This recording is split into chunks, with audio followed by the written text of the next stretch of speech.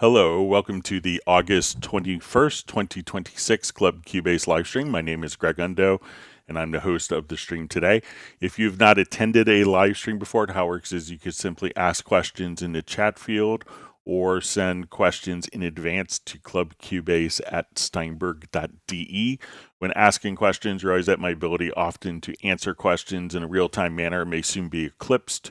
With the number of questions that come in, we will go through all of the questions in chronological order as they come in on the chat. So if you don't see an immediate response to your question, realize that we will get to it, and if we could avoid asking the same question repeatedly, that would be appreciated. We should have an index of all of the topics that are discussed in today's live stream pinned to the top of the comments field several hours after the live stream ends. We could quickly navigate to particular topics. And if you want to search for topics that have been covered in previous live streams, you could go to cubaseindex.com. And we want to thank Jan from Stockholm for creating that site. When asking questions, it's always helpful if you could specify, which version of the program that you're using. So if it's a Cubase question, it could be if you're running the different levels. So if it's Cubase LE, AI, Elements, Artist, or Pro, or if what version number it is. So if it's 13, like Cubase 13, 14, or 15. In addition to that, which operating system that information is helpful. We have two people that serve as moderators. We have Jazz Dude and Agent K. They're not Steinberg employees. They just really do this to make it a better community experience, and we want to give them thanks for that.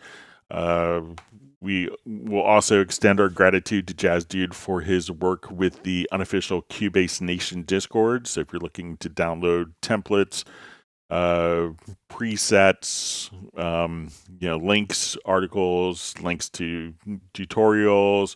It's just a great collection of Steinberg knowledge in one place that's really beneficial to the Steinberg community. So we want to give Jazz Dude extra thanks for his efforts with that. My name is Greg Undo. I work with Steinberg, and I'm just presenting from Alexandria, Virginia, in the United States. And if you're watching this live, please feel free to introduce yourself and tell us where you're from. And with that, let's go ahead and get started. All right, so you see Klaus joining from Malmö, Sweden. We see Stefan Larsson joining from Sweden as well. Great to see Adam Langford from Bedfordshire in the UK. All right, it's Jazzy sharing some links of some recent tutorial videos.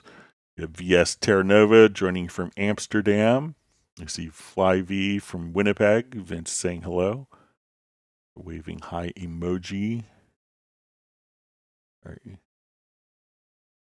right, we have Razel Zamini joining from Denmark. Michael Teams joining from Weatherford, Texas. See Uno Memento joining from Finland. No questions yet. We'll see if there's a question. Uno Memento is happy that Michael Teams is early. All right, so we had a couple questions that were kind of sent in. So one of the questions we had from the last live stream was, if we have a hi-hat part, how could I modulate the sample start? We're trying to do this in the drum machine. It is available in the sample track. So let's go ahead and take a look at that. Okay, so in this example,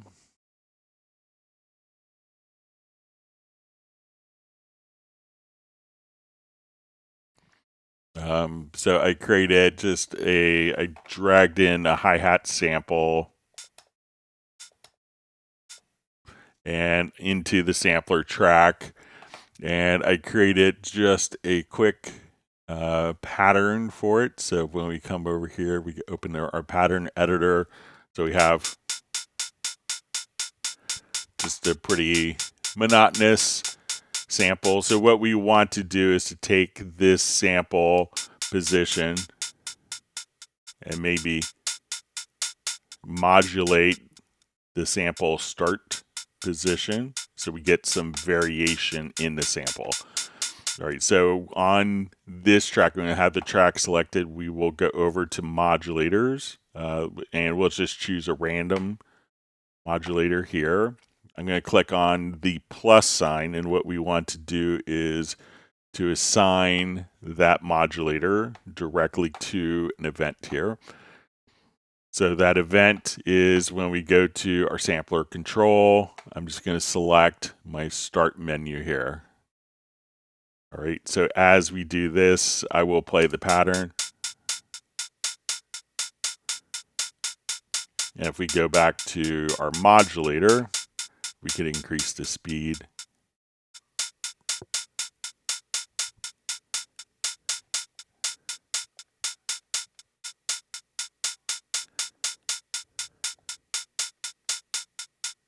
So we'll go ahead and look, see how the sampler control is responding. So that way we are randomly adjusting where each hi-hat sample will fall so that it doesn't sound as monotonous.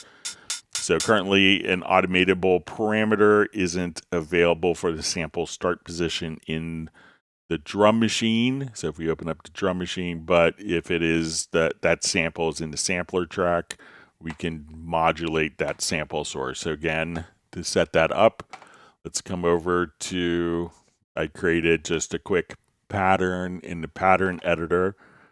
Let's click on our modulators. And again, I just chose a random modulator. We could also do any number of different types of modulators as well. So if we wanted to replace the particular modulator, but I just did random and we increased the speed. And now as we play, we will get the sample start position to be automated and randomized, so it's not playing the same exact sample every single time. All right, so let me stop my modulator on that source. Okay, let's go back to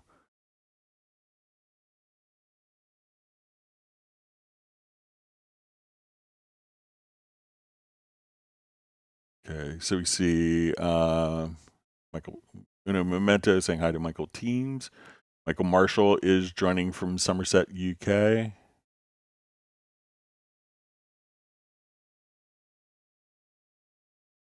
Okay, you see Matthew W. Robson saying hello to everyone.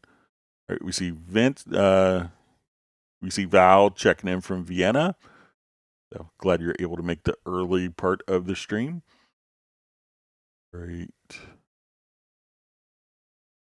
All right, let me go to another question that was mailed in. And this was in the comments field of the last live stream. Can you please tell us about signal flow in Cubase channel, for example, inserts, channel strip, pre and EQ sections? So which one is come first? Which one is after in the signal flow? All right, so when we look at an audio track here, we can just see that we have our signal flow, and we have this kind of, we can think of the signal flow in the channel strip as going from left to right. So the default configuration, once we look at it, we'll have the audio signal comes in, it goes through the insert. The insert can then go through the channel strip, and from outside of the channel strip, it then could go to the sends, and then we could have kind of our channel volume here. Now, what a lot of people don't realize is when we select the channel strip, that we could have multiple stages within our channel strip. So we could have our channel EQ that's going to be embedded. So let's come over here to the noise gate. Let's say tube compressor. Let's get to envelope shaper, tape saturation. All right, so we could have all of these different sections. So we have the inserts coming first and then followed by the channel strip.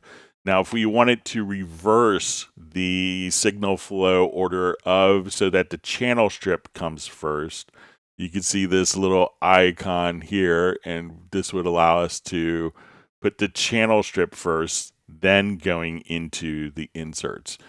So if you just kind of click, right here, we could just toggle. This looks like almost like a little this icon here. So that would allow us to just switch which comes first, the inserts or the channel strip.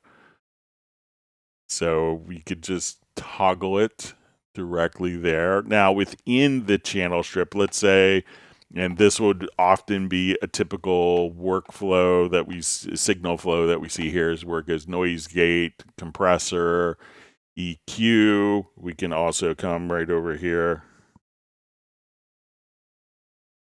and see and going to like tools like the envelope shaper, the tape saturation, the limiter. Let's go check something here real quick.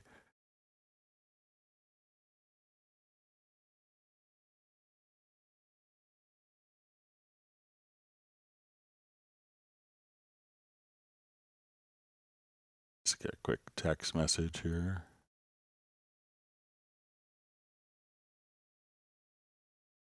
All right, so I think everything is fine. So as we do this, we see the envelope shaper followed by our saturation and our limiter.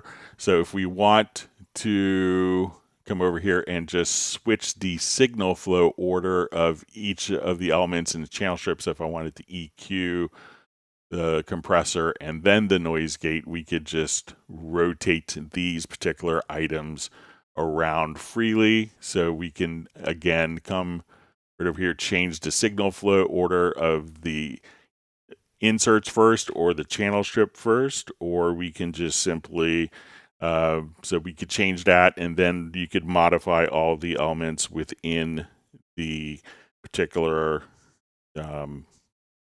directly here within the channel strip as well. Sorry, just got a message quick come in. Just respond to that. All right, so let's jump back, see if we have questions have populated yet.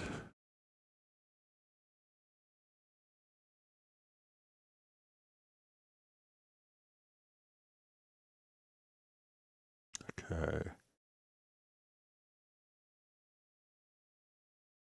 All right, so Val has a question. Currently, more and more just doing DJ stuff. I know boring, but I was wondering why Cubase is the only DAW that doesn't support Serato Link. So I'm not familiar with Serato Link. Let me just take a quick look to see what it is.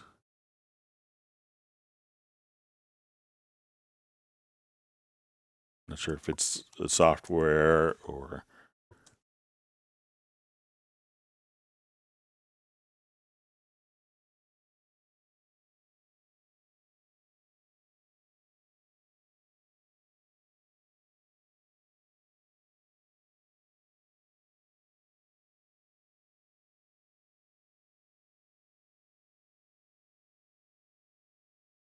So I'm not sure if Serato Link is a synchronizer or if it's a piece of software.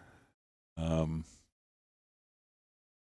I'm not sure if it's like similar to Ableton Link. So sometimes when we are working with synchronizing different devices for digital audio, like some people want like a MIDI clock to be the master, and often that's not advisable, or it has the resolution to properly sync different, multiple sources accurately together.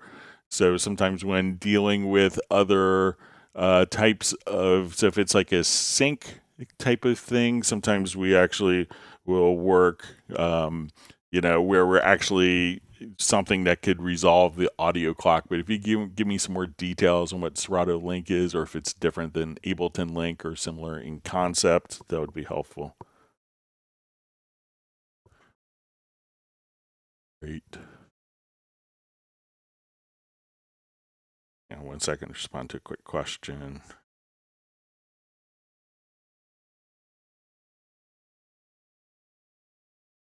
Okay.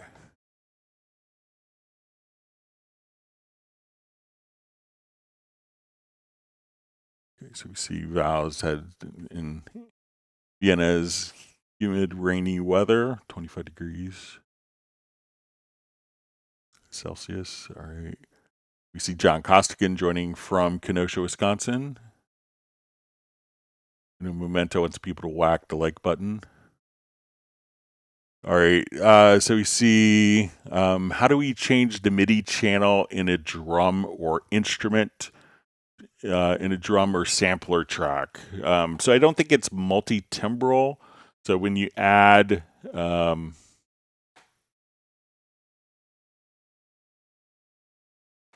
all right, so let me just come over.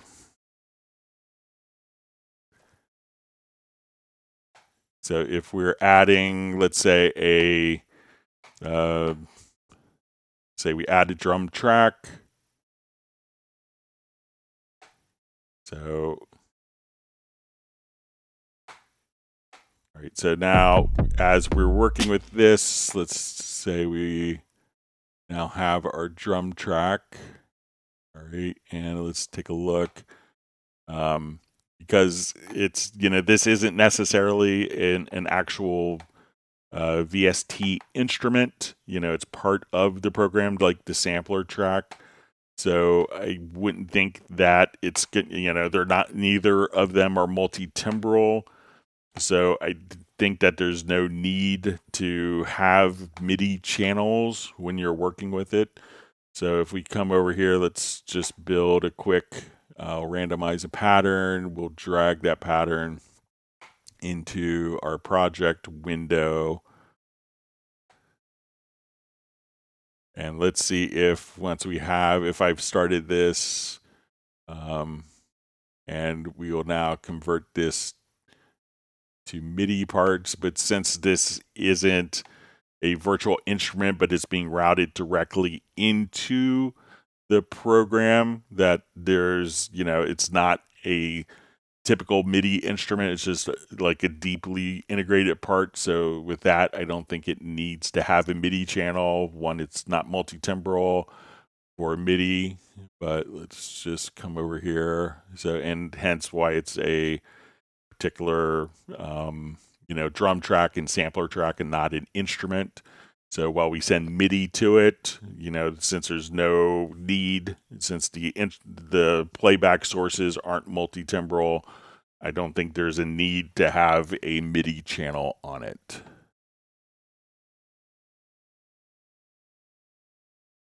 All right. See Soren joining from Sweden. We hope I think it was your leg or foot was bothering you, so we hope that's getting better for you.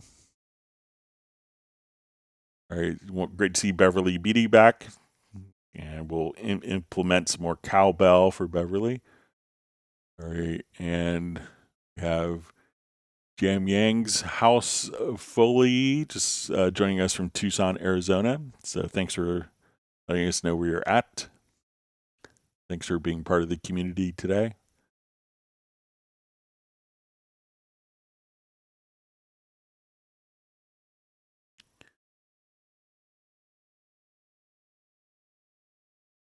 Okay.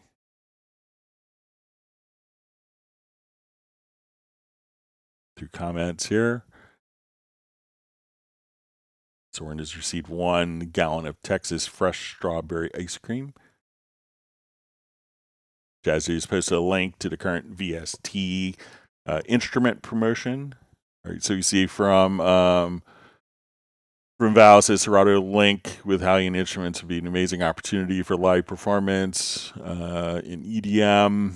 And Val is just mentioning that it's a sync for linking Serato to your DAW. So sometimes there's a difference between something being kind of playing at the same time versus actually being in sync. So a lot of times when we want to properly synchronize digital audio, we need to resolve the word clock. So sometimes people will, have stuff that may start at the same time, but it's not kind of truly in sync. So I think a lot of times what Steinberg tries to do is to make sure that when something is in sync, that it's actually properly in sync and not just kind of starting at the same time. So I so there's kind of different levels. I'm sure Steinberg is investigating, different options for, making it easier for people using other programs as well.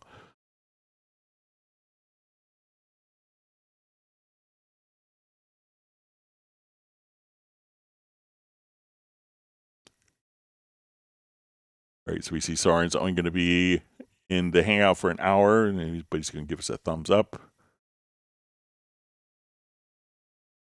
All right, so we see John Koskian just says audio is great.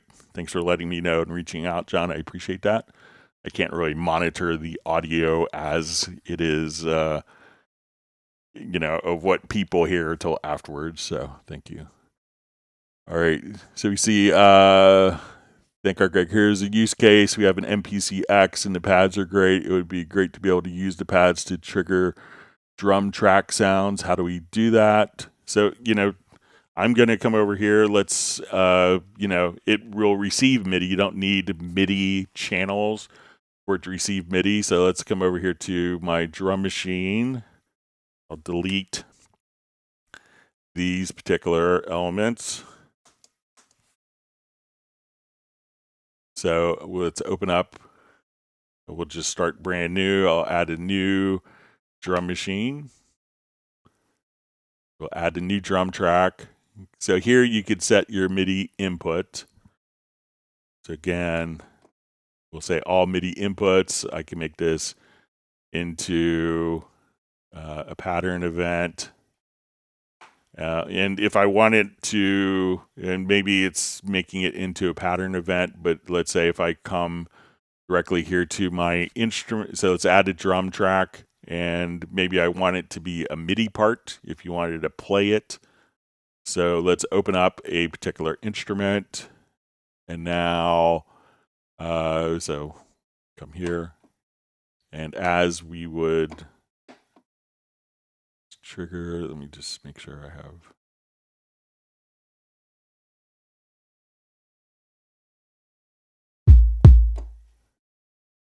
So should be able to, I thought that we would.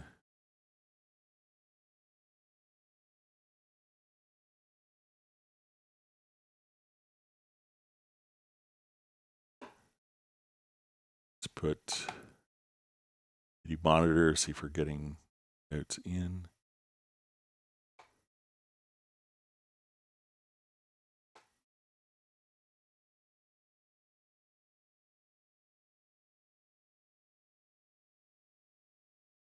Great, so.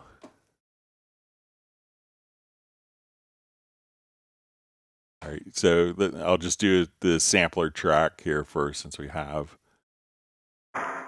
So my sampler track is just responding to MIDI. So let me just open up. So so this is my virtual MIDI part for the sampler track. But I think that we should be able to.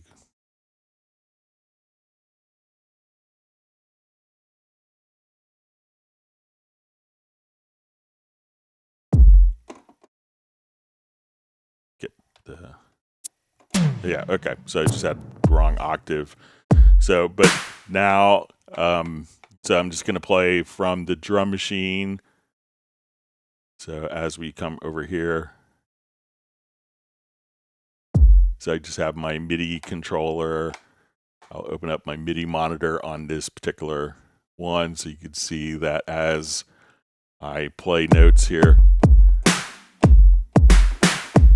and I could sequence the same exact way. So if you have pads, like I'm going to use the pads on my Nectar controller, that we could just come again right over here, and you could play the sounds right there. Now let me just try it from as a MIDI, as a pattern. So I'll add another drum machine, probably in the wrong octave on my MIDI controller. Sorry for the confusion. So I'm going to add it as a drum track in pattern mode. And we'll load a preset here. Yeah, so So it doesn't matter if you loaded it as. So now you can just trigger directly from MIDI. So you don't need a MIDI channel to do that, but the drum machine will just accept MIDI right directly right there. So your MPC should be able to work, you know, the same way as any MIDI controller.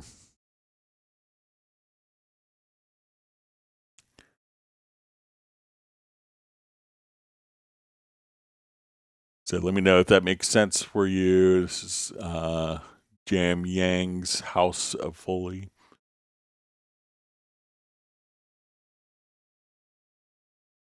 All right, so we see Word 2RG says I'm also an MPC user interested in integration with Cubase. So yeah, I mean, you can just take any of your drum pads and be able to trigger. I'm just using my drum pads on my Nectar Panorama P4 controller here to play the different sounds. So, you know, at that point, you could just use your MPC directly as a MIDI controller to play any virtual instrument, whether it's Groove Agent, the drum track, or if you just come over here and you want to play the sampler track. So if I go to sampler control here, just from my MIDI controller. So let me know if that makes sense. All right, so we see Roland Stuff joining from Sussex in the UK. Great to see you on.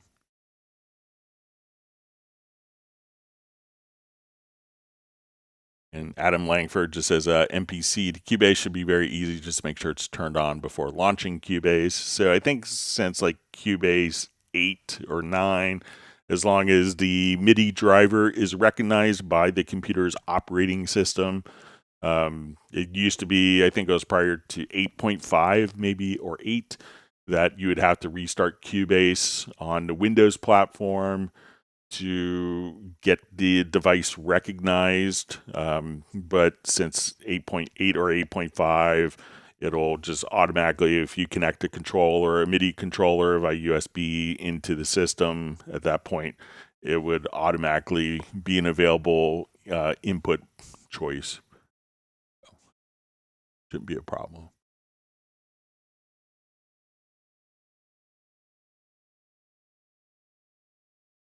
All right, so just see, please, I don't know what we're talking about here. So we're just answering like music production workflow questions using Cubase. So we're just answering live questions that come in from people.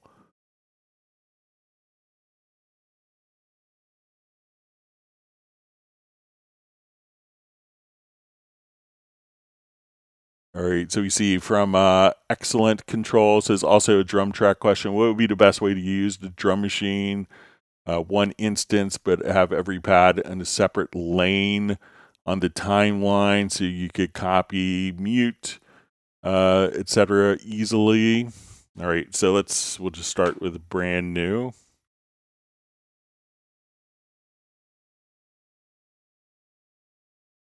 All right, so we'll just do new projects, and let's say I wanted to build something. So a lot of times, let's say if I wanted to sequence a different part, you could do that, but let's go ahead and just start with a drum track. Okay, I'm going to do this as a pattern to start off. Okay, so as we do this, let's load up just like a preset kit. I'll have to make one. All right.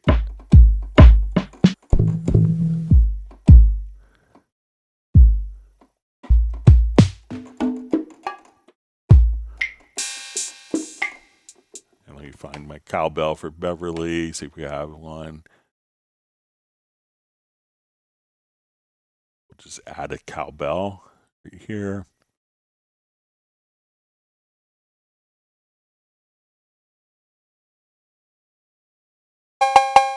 All right. All right, so let's say we build up a kit. So when we do the drum machine, a lot of people may want to come right over here and, you know, we could just program beats with the mouse, but you could also put it into step entry. So I could say, okay, let's come over here, then I could just arrow over, and I'm just going to input using my MIDI controller.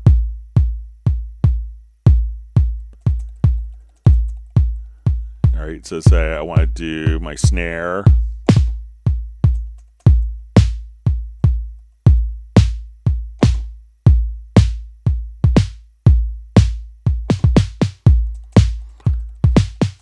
And let's say, so I'm just going to use my MIDI controller here. I'll put in, let's say, F#1.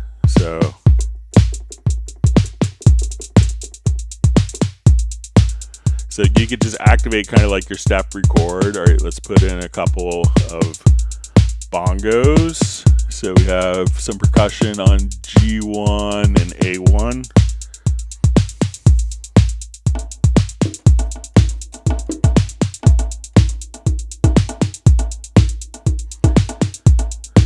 Alright, and we're going to have, let's say, our cowbell here for Beverly. Alright, so we'll put on this on D#2.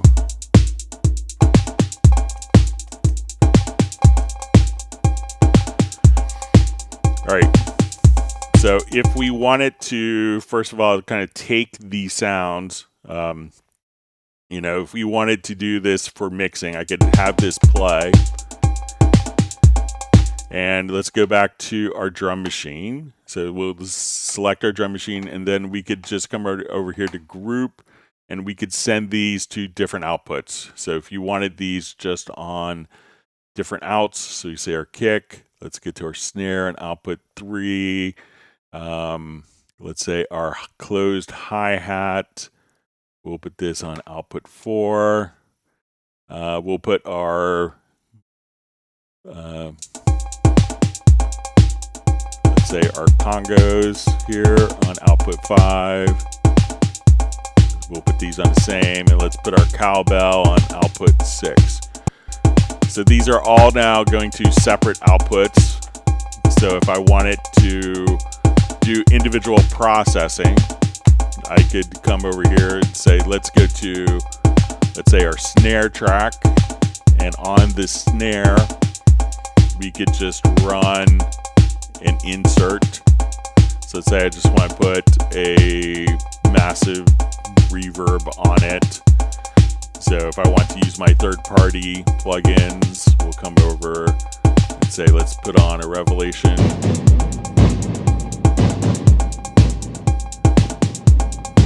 And then when we go into our mix console, these are all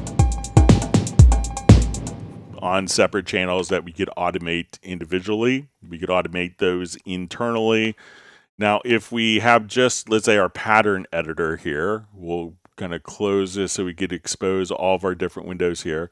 We have my pattern editor, and let's say we want to, at this point when we select this, I could drag this pattern into my project window. And if I wanted like my kick and snare to be on different outputs, let's say, so I'll just come here, want these to be on, like, if we don't want to see the MIDI here, and if we want this, I'm going to convert this to a MIDI part. And then that MIDI part, what I'm going to do, we could go to your MIDI menu. And the MIDI menu will come here. We will choose to dissolve part, and we could separate pitches. And now each of the parts is on its own individual track. So my kick is on its own track, my snare. We could see, and as we do this, we can see our congas and our cowbells. So all these can be broken down to individual tracks as well. So pretty straightforward to do that. So if you don't want to see it in typical pattern editor, drag it to the project window.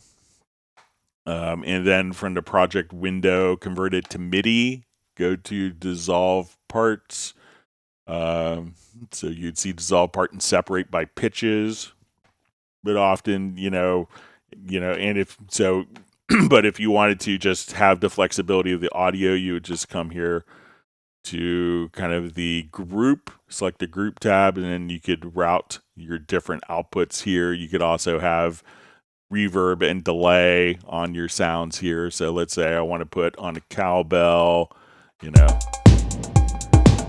a delay, we could do stuff like that, and reverb all internally here with the effects are included within the drum machine.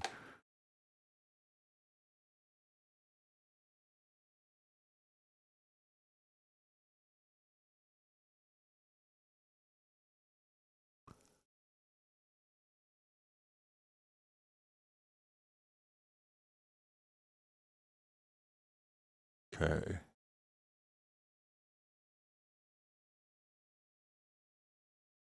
Okay, so we have Uno Memento just asking, do we have a Zoom meetup next Friday? Yes, we'll have a Zoom meetup next Friday. And then we will probably, in September, the first 3 of our normally scheduled meetings, like on the 1st, the 4th, and the 8th, I will be in Germany and won't be able to do live streams. And we'll resume on September 11th. What could go wrong?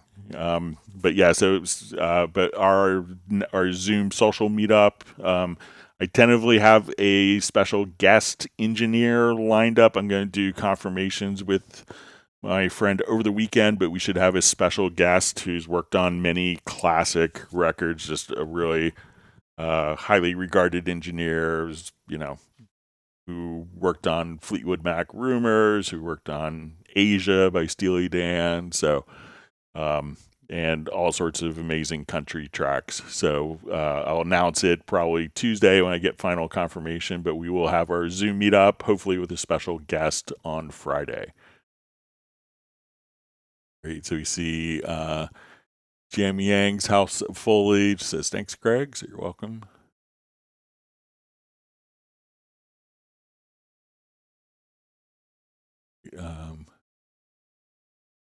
He says that they use the MPC a lot to do Foley.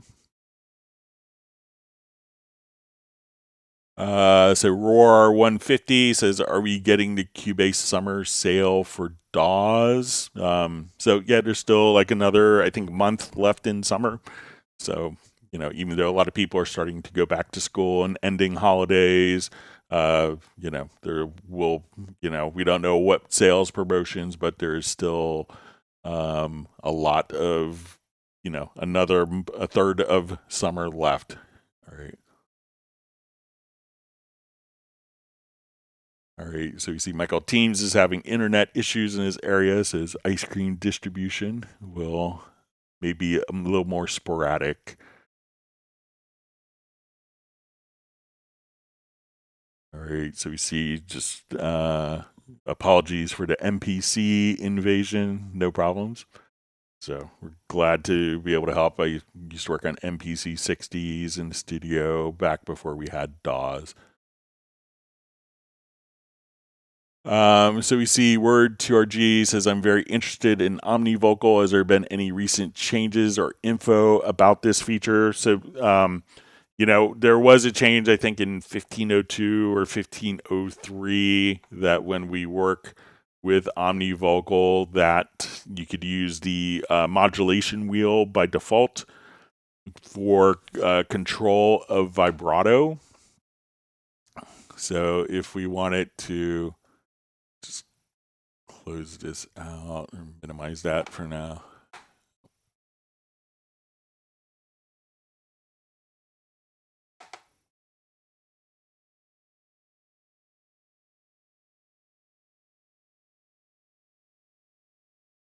All right, so if we have, so that has been kind of the change within since it's been released with Cubase 15, but I haven't heard like more of a time frame. It's a Yamaha project that's kind of done directly inside of Cubase, but now when we open up OmniVocal, we could control the vibrato again so let's say we come here. How are you? So by default, we could just have the vibrato controlled. We'll see if there's changes coming forward. I would assume that there would be, but we have to wait for development from Yamaha. But I know that they have been doing research and talking to different customers, but there hasn't been like significant changes other than some workflow issues for dealing with vibrato with the modulation wheel, so you could control it more musically.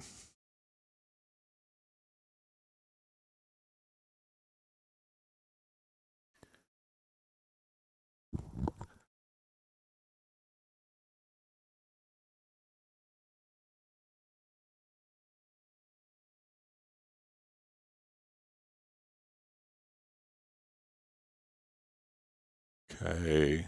See, don't know if I mentioned this, but Beverly loves her cowbell. So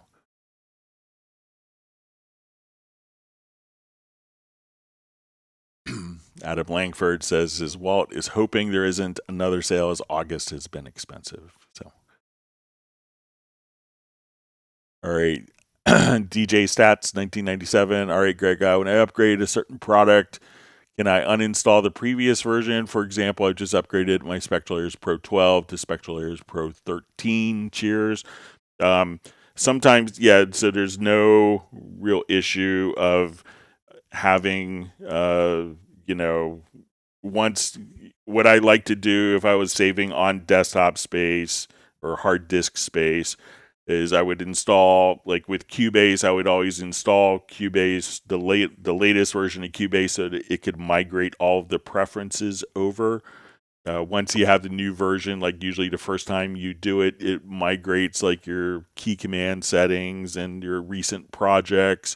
But once it's installed and it's been run for the first time, at that point you could uninstall the previous versions.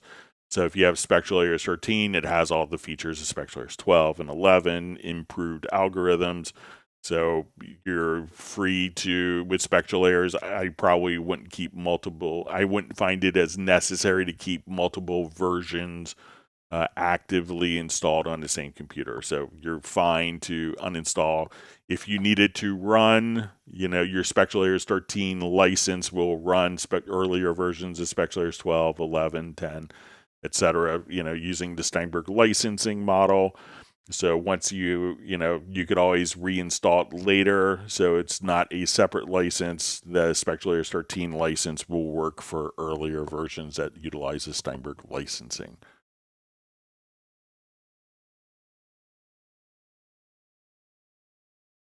All right, so we see from Jam Yang's House of Foley says, thanks, Greg. Just want to say sampler track and drum track in our case with Nuendo is nothing short of brilliant. Auto sampling in Halligan is tops. So yeah, a lot of great stuff for workflows there. Yeah, I remember people using, drum editors to do Foley work in the early days. There's a big post-production house, and the guy would use Cubase just to, like, at the time he was doing Beavis and Butthead, and they would fire off all of their samples using, like, the drum editor in Cubase because they could name all the different samples. All right, so Roland Stuff says, hi Greg, can you set destination folders separately within Download Assistant so all program files, Cubase, Orco, Wavelab, Spectralayers are always loaded onto the C drive, but all VSTs always go to a separate D drive folder? So usually when we come over, usually the applications are going to be installed to, let's say, your C drive or your system drive, and then it could use kind of your default. So we'll come over here. I don't have two drives I just have a single drive on my computer, but we'll open up our Download Assistant here, take a quick look. But I think you could set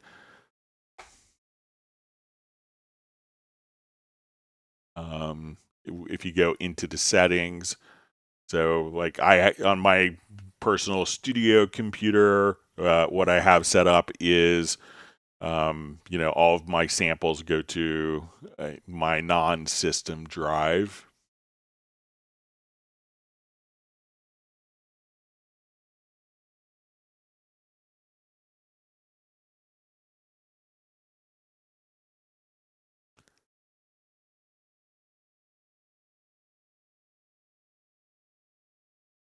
All right, I'll have to update my media bay later so I don't quit my Cubase. But once you go here to the settings, so you could choose, so the download directory, I think this is where you could choose for it. This isn't necessarily the applications folder, but if you click here, then when you're installing content, that content will go over to your defined location. And I think that you could also define that within the library manager as well. You could set a default location here, and that is automatically carried over. So once we go to your settings in your library manager, you could define your path.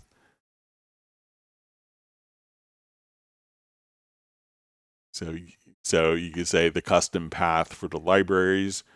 So I think that once you choose that, then that will be in sync so that your host applications will get installed to your C drive, but the samples could get installed to a different location that you set the download directory here. So try that.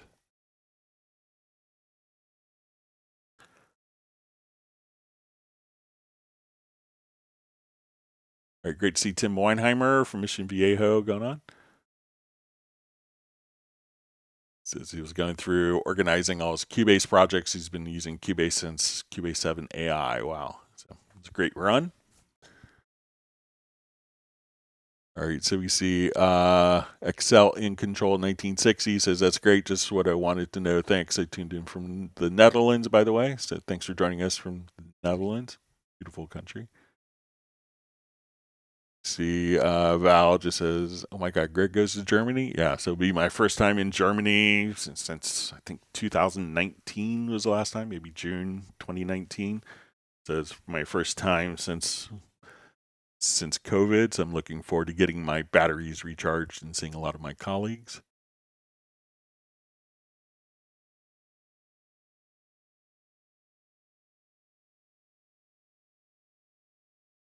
Memento is giving some advice to Adam Langford, who's got hit in his wallet pretty hard. Says, I try to keep my eyes and ears closed to new offers. Now I'm just focusing on existing ones. There's still a lot of great stuff in them.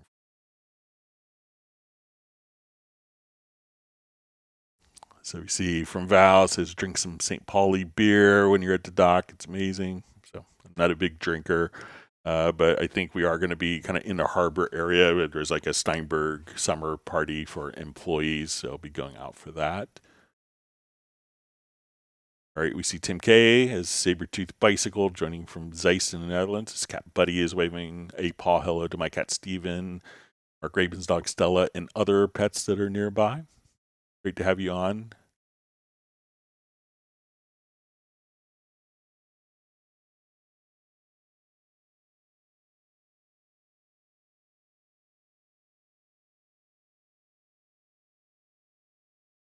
All right, so we see Word 2RG says, awesome, thanks, Greg. Adam says the last DAW that he used was ProTracker on an Amiga.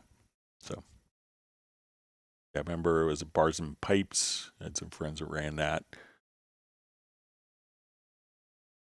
All right, Word 2RG is just a little chat tip he's passing on to people. It says, don't forget to change from top chat to live chat, or you may not be seeing all of the chats. All right, we see Terry Gray joining from Minneapolis. Great to see you on, buddy. Hope you're well. Was that a DM7 in your Facebook picture that you shared?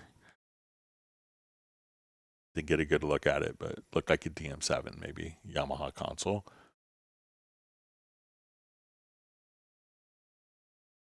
All right, so we see from Todo Casi Bien, or to do, maybe todo casi bien.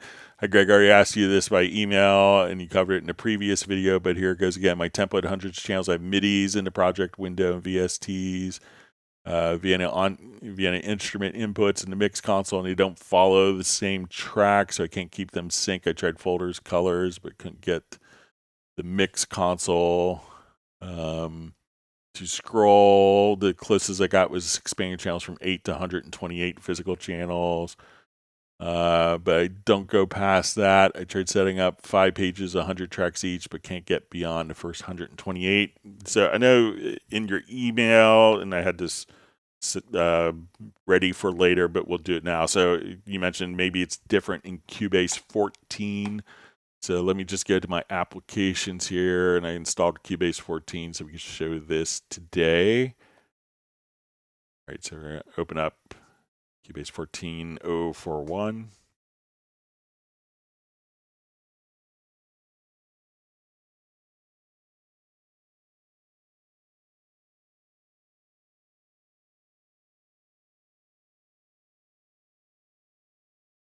Great. So let's open up. I'm going to use the same project that we had on Tuesday's live stream. All right, so here I had, 100, like 200 audio tracks in a folder. I'm going to add just a number, maybe 80 MIDI tracks. See if MIDI tracks make a difference. Okay. And let's put all these into folder.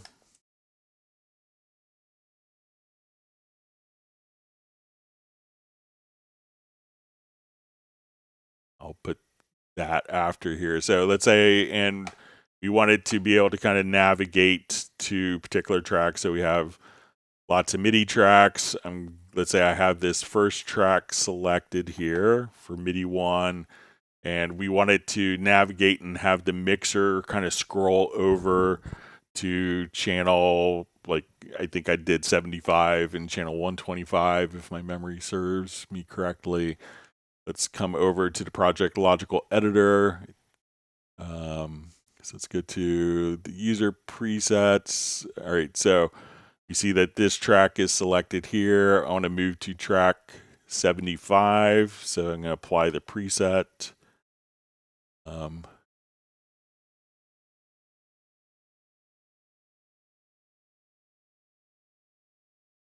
See if I have to open up folders.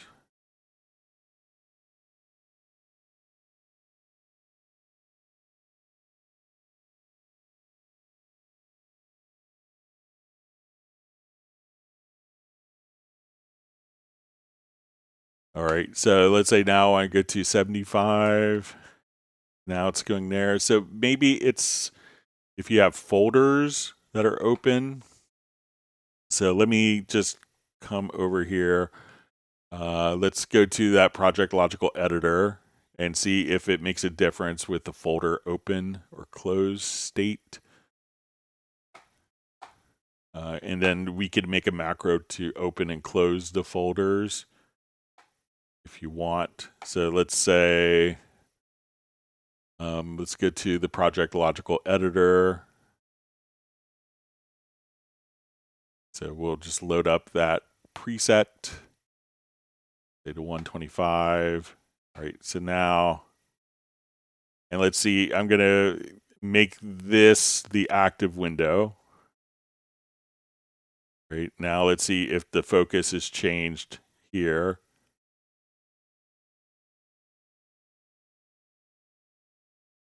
Okay, so, but now let's open up the folders. And now it will jump. So let's go ahead and just make a quick macro. So I'm not sure if you always want the particular folders to open up. So let's take a look. We'll come over here, go to the key commands. So we'll build a new macro. So just in case the folder status is altering the choice. So let's say, let's do new macro. So we want to toggle. It's going to be under the project, or let's see if it's under track folding.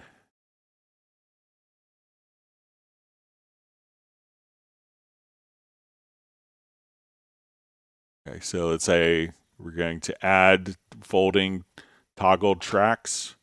I'm going to add that command. Let's go to, let's say, our project logical editor preset. Let's add the command.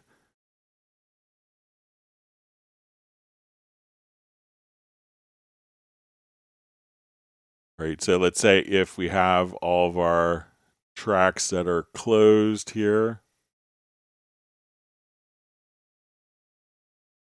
So now we could just, and if we wanted to, close the particular tracks, like on the project window.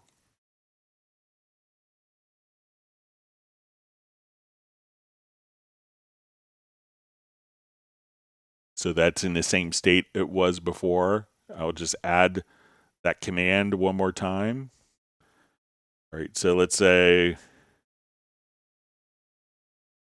so here we have MIDI 75 and 75. So let's come over here and I'll just change this. I'm going to select this channel MIDI 01 and I'm going to just replace this. We'll go to 125.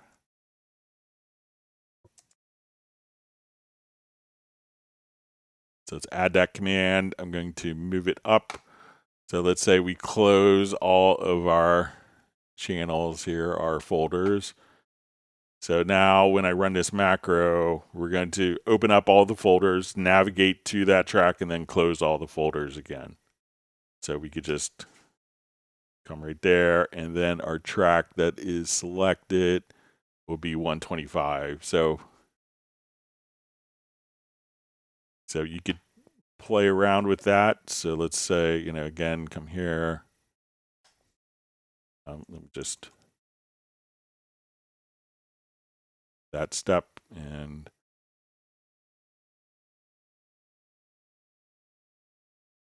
so give that a shot.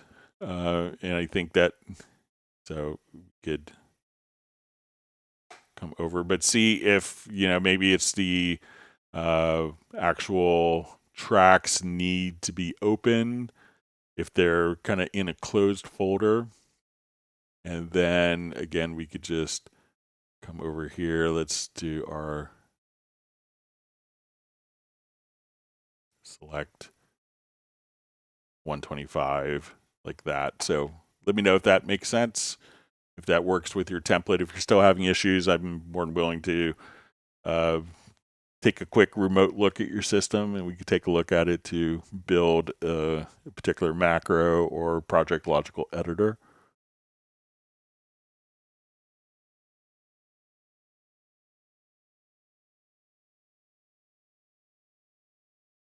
All right, so xcommander165 says, if I install plugins on an external SSD, what happens when I reconnect the SSD? How does that affect the Cubase project? So the plugin is going to be installed on your system drive. The samples, so a lot of times what happens is the samples themselves. So with VST3, companies got very creative with VST2 and would install their plugins in kind of a plethora of folders, and people would have to go searching for, the particular folder that they just kind of hit the next button to when they're doing the installation, and maybe it wouldn't show up. And then you could tell Cubase to look for particular folders of VST2. So one of the things that VST3 plugins kind of fixed and made easier with that particular issue was to put it all into a common folder so that all VST3 plugins will be installed onto the system. So if you have a VST3 plugin and that plugin has samples that are on a external drive, and if you open up a project, you'll probably get a message that says, we can't find these particular instruments or these samples. So do you want to, you want to search for them in another location? If you say no, the project will load up.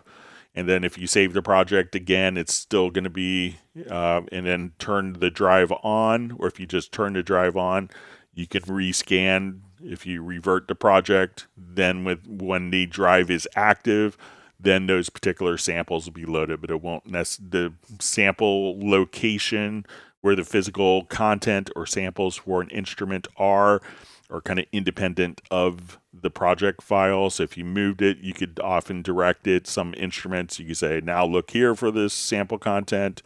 And this is what kind of the library manager does inside of Cubase. So we do this.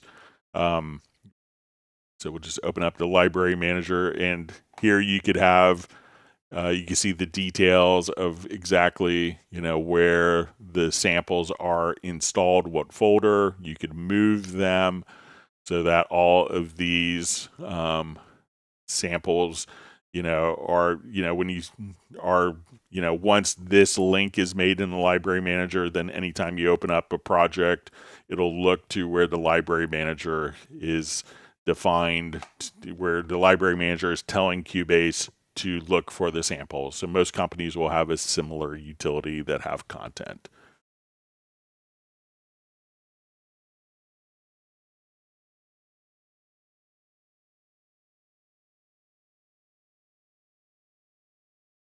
Great.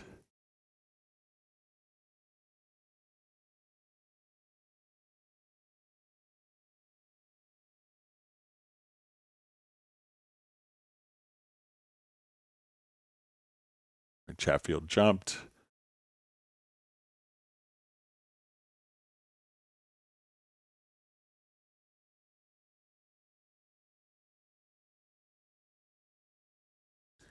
Okay, so we also see from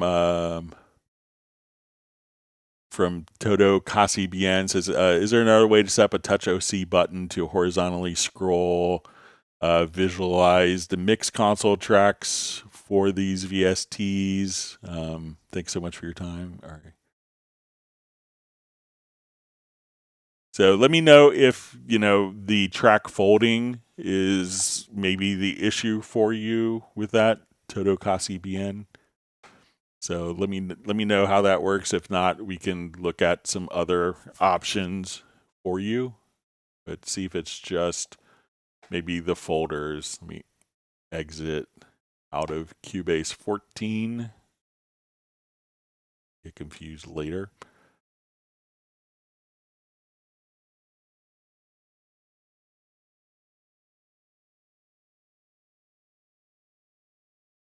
All right, so we see from TrackQuest Music, great to see you on again. Hi, Greg. When I bring in a loop in even musical mode, it will not match up with the tempo. So I went to the preferences and fixed that. Can you show that preference and what it should be on? Okay, so let's say we have a new project here.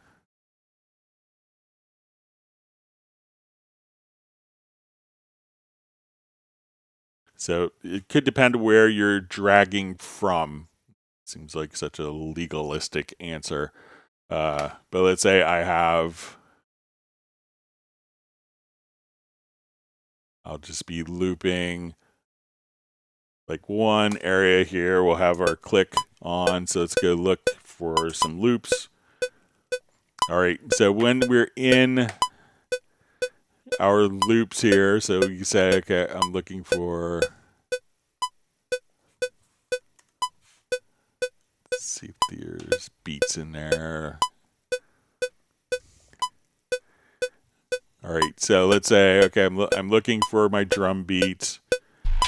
All right, now once I click this icon here, so when this icon is turned off, I can preview in the original tempo. We hear how that's not synchronized with the metronome. But as soon as I click on this icon here, we can preview.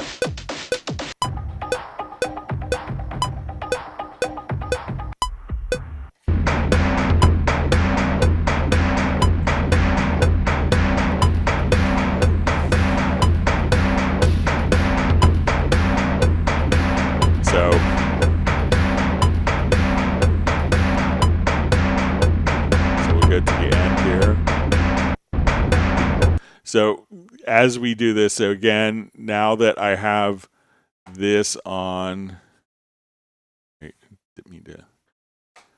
So let's say, when I'm previewing my loops, again, once this is turned on, and I could preview it at double time or half time,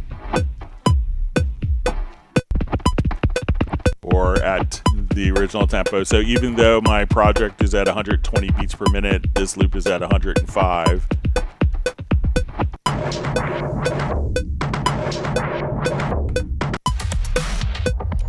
All right, so now when I double click, that is automatically placing that loop in musical mode and is locked to the tempo. If I double click here on this file, so let's say I bring in a loop here that's at 110 beats per minute, and I double click on it, but I don't have the musical mode preview. So the preview here can automatically enable musical mode for like files are dropped in. So now this is playing at its original tempo of 100 beats per minute. So, but when I click here on the musical mode, you can see that that would automatically conform to the tempo. So if I select both of these files and I disable musical mode on both of them, we can see that now they're not going to match the tempo, but as soon as musical mode is turned on. So sometimes when people put it on the grid, also something to be aware of. Let's say I'm here.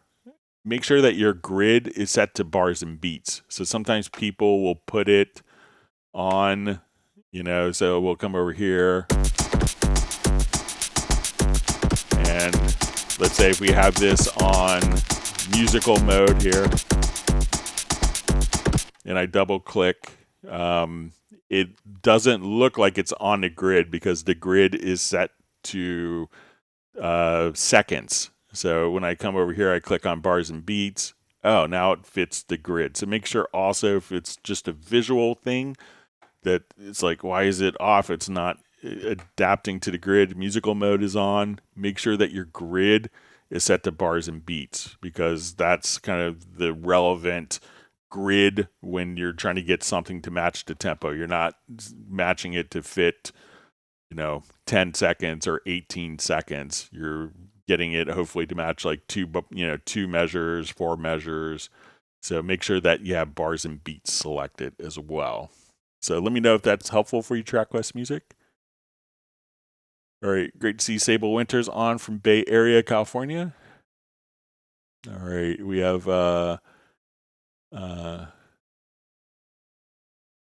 Main Aknandi joining from India. Thanks for joining us. I'm sorry for mispronouncing your name, I'm sure. But thanks for joining us in India. No, it's very late there. It's probably like 11:30 or so, depending on where you are in India, I guess. But thanks for joining us.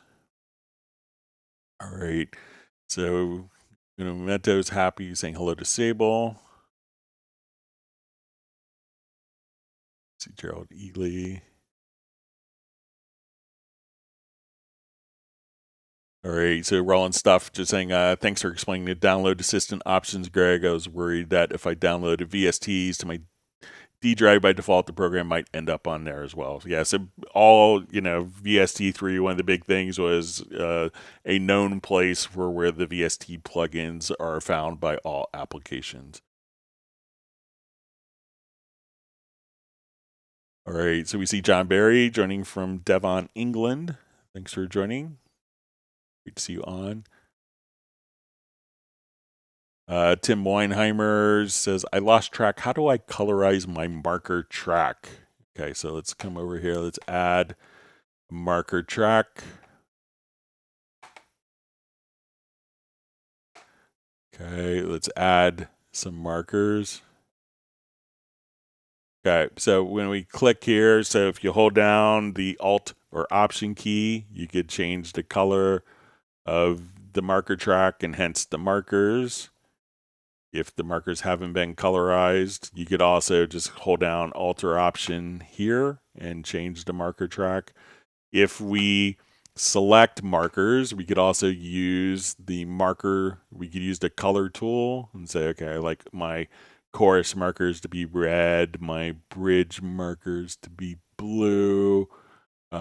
We could just change, the selected markers too. And if we have changed the color of events specifically and kind of overridden the default marker color here, we could just, so now those would persist, but the ones that are assuming the track color that haven't specifically been colorized, when we change the color here, that would automatically change the colors for the ones that haven't been specified, and the ones that were specified will remain the existing color. But it's really just kind of the same color tools. So try Alt or Option key and clicking there, and then you should be able to work with the markers and change the colors.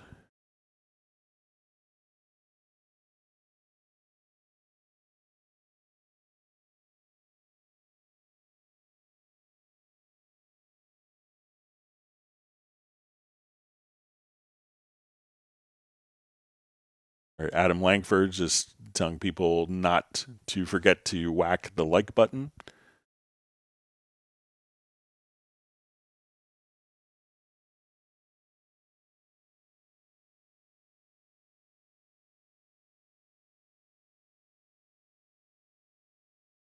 Great. All right, so TrackQuest Music says, Greg, I was auditioning MIDI loops and I chose an instrument from the bottom, drop down on the far right. Interesting. Could you show more how that works and how to drag a MIDI out if needed? All right, so let's say we want to work with some instrument loops. All right, so a good place to kind of look for some instrument loops, like if you had to just start searching, is check out the SQL library. So let's say, okay, I'm looking for maybe a MIDI drum part.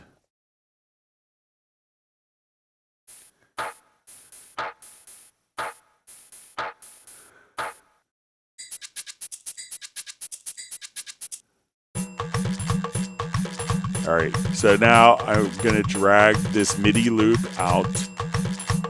So what this is a loop that's associated with a particular instrument. So, generally MIDI data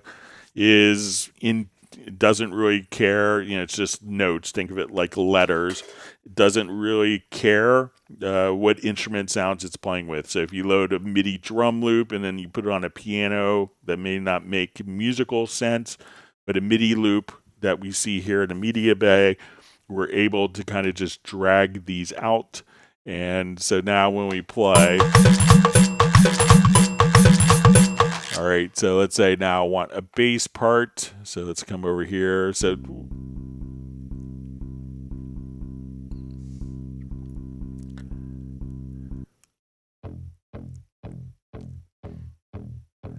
all right, so I'm going to come right over here. We could drag this out.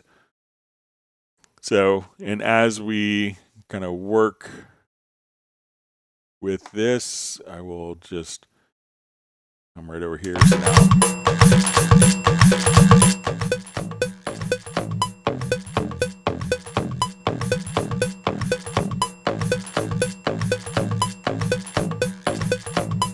and we'll put a bossa nova piano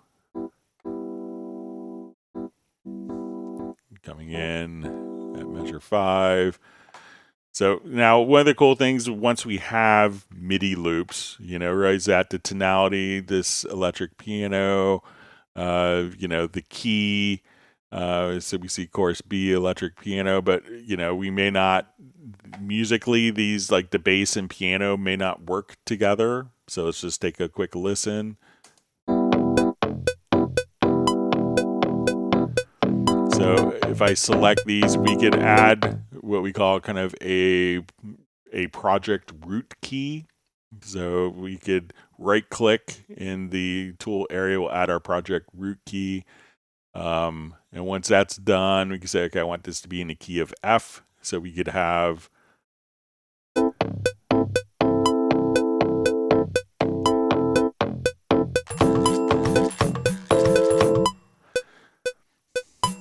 since this is all MIDI, if I change my tempo, we don't get any degradation.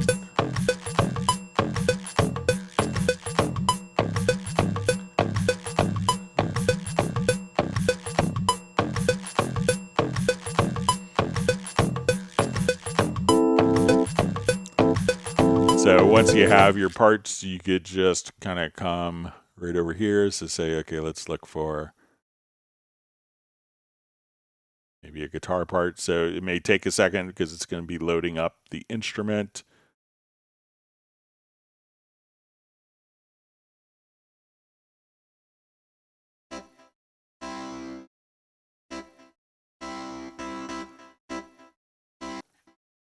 All right, so let's go ahead and duplicate these. All right, so just hit Control Command D. So as we kind of play with this, we have our bass and drums.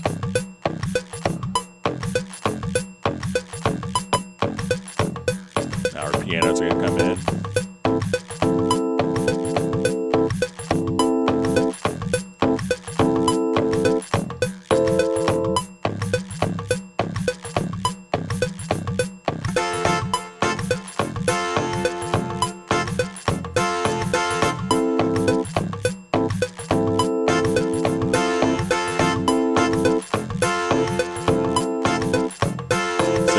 Could pan them opposite channels so that you can.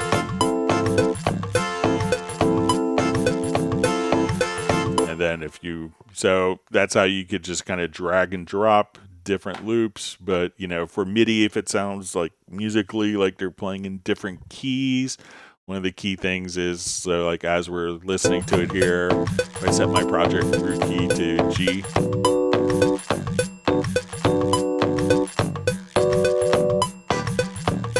A.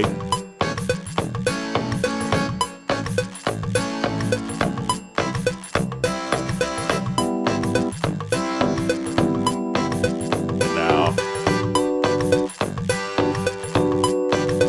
so that way you could just transpose and have the MIDI loops kind of automatically work musically together by default.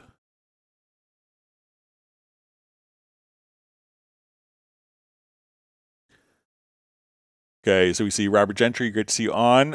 Wondering how to delete old templates in Cubase and Window, both in newer and older versions. Congrats on going to Germany. Hope you get to finally fix the alt-click cuts the audio bug. All right.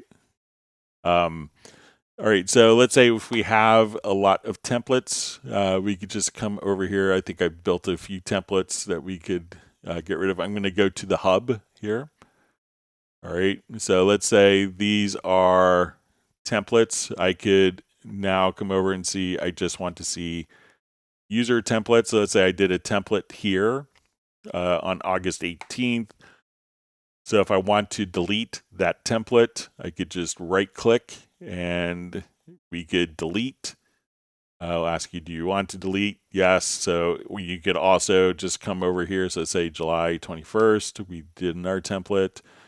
We could say show in Explorer or on Windows or show in Finder on Mac OS, and then that will take you directly to your project templates folder that you could just copy back up, delete, whatever you want to do through the normal kind of computer operating system file browser. So just try right click and delete from the hub, but that will also get you to, or you could navigate directly to the templates folder right there and archive it or delete whatever you want to do. All right. So my chat field just jumped.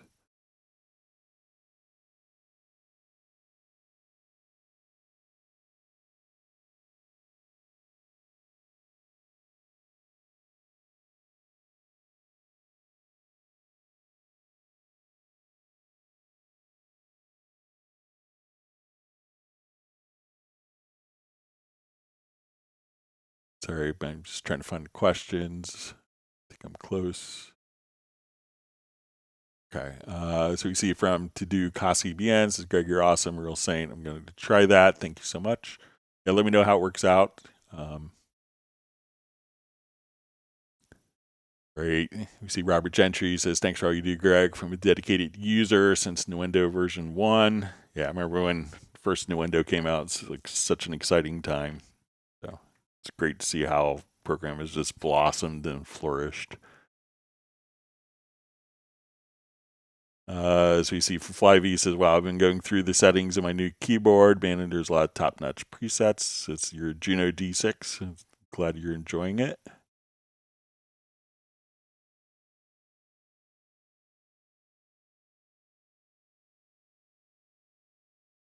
All right, so we see Jam Yang's House of Foley says, it seems at least 20% of my time as a sound supervisor is devoted to one, teaching library management, counseling editors for the loss of their data, and keeping libraries well in hand.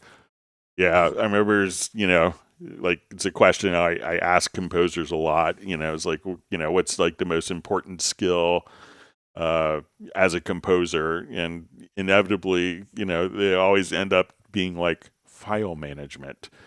Keeping track of your files. Knowing exactly how to back something up off of your local drive, how to recall it for a client years later, how not to accidentally delete and erase files. So it's a great point to bring up how important and critical file management and just kind of being aware and having kind of a strategy for your file management and having intention when approaching it can make a big difference.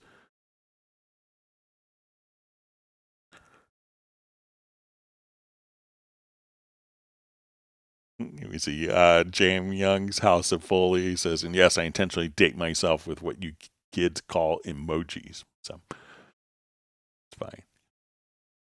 Goes back to, I think emojis are interesting in that it's kind of like hieroglyphics from Egypt to me. It's like we come full circle, so it's interesting communications.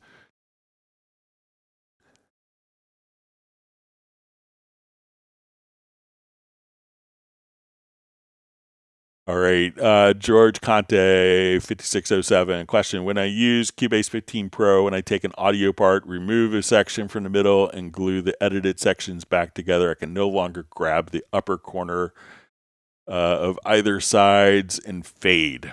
All right, so let's take a look. All right, so there's a difference in different things that are called like events. Parts and events. Okay, so let's say if I drag a file out here.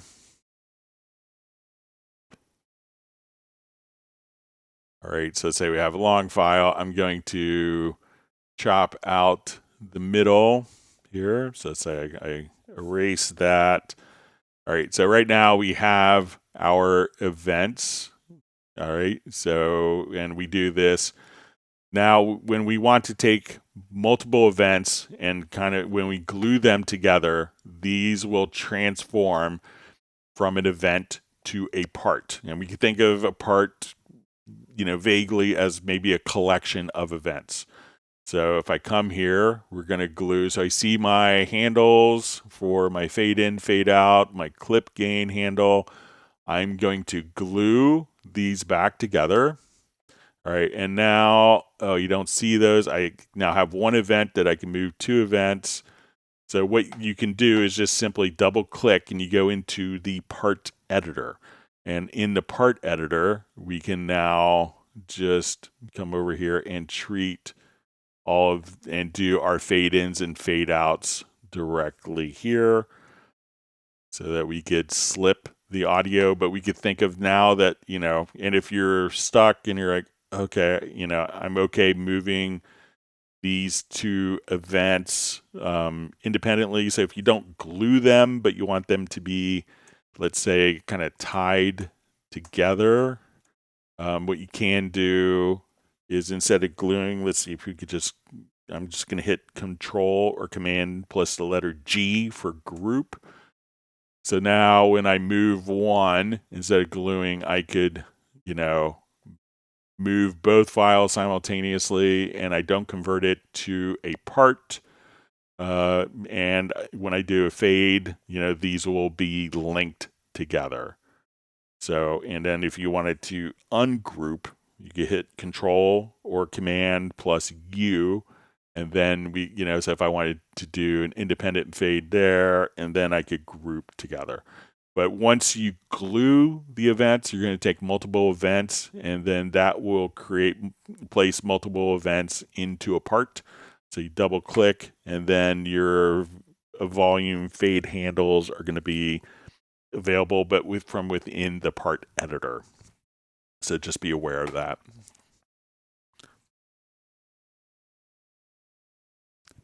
Great.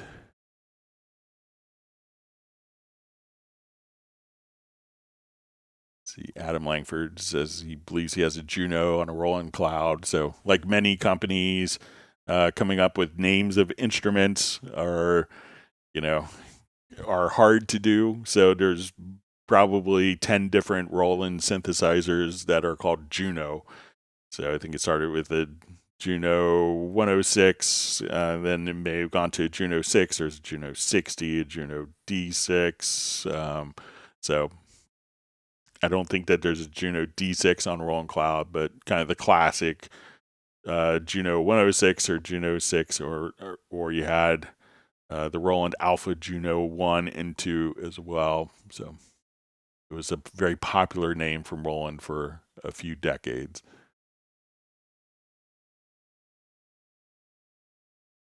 All right, so we see from TrackQuest Music, it says, back to importing loops. Basically, they're a different sample rate, and my preferences were not set up correct. So if I had to go and change some settings, and then things get lined up. So the settings that you want to change is when we go to your preferences or settings. So if you go to edit menu on your PC to preferences, we'll come over here to editing to audio. And then you'll see on import audio files, you could just check convert to project settings. And that way, if it's a different sample rate, once as you import the audio file into the program, it will automatically convert the sample rate of the audio file if it is different than the project file for you. So if you have a 48K file and you're dragging it into a 44.1 project, once you have this turned on, at that point, when you drop it in, it will automatically convert to the correct sample rate for you. So that's probably your preference that you're seeing. You could have this automatically open the options dialog box, and when we go to import a file, you may get this window, and a lot of times people will say, don't show again. But here you could, convert the sample rate if needed. So again, in your preferences or settings, sorry for misunderstanding, but you go to editing to audio, and you probably have the use settings, just say convert to project settings. And then that will automatically make the sample rates correct for audio that's imported or dragged into Cubase.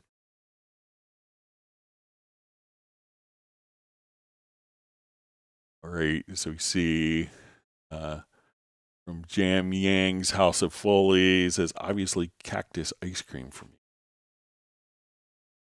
I don't think I've had cactus ice cream. Great.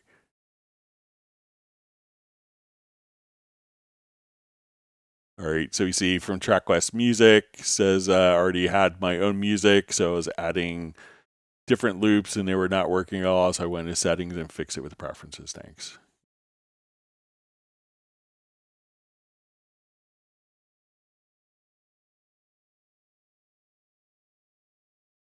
Okay, 54 Beatmaker R54 asks, can the media bay double-click behavior be changed so samples are inserted at the project cursor position instead of the locator start? There's an insert at cursor option, but that insert on the same track.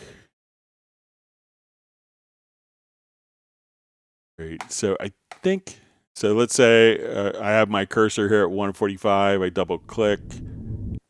I'll just do it with a new project here.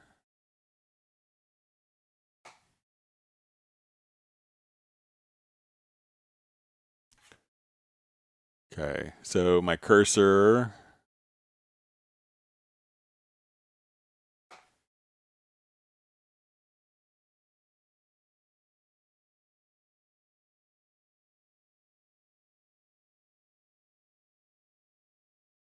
Okay, so I will come over here. Right, so there it's placing it. Right, now let's see if my cursor is here. Do my play position to measure 4.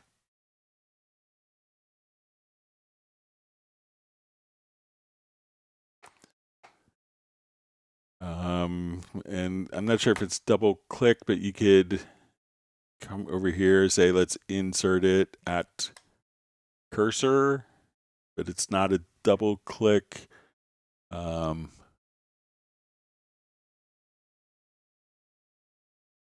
I don't think that that's a preference, but let me just.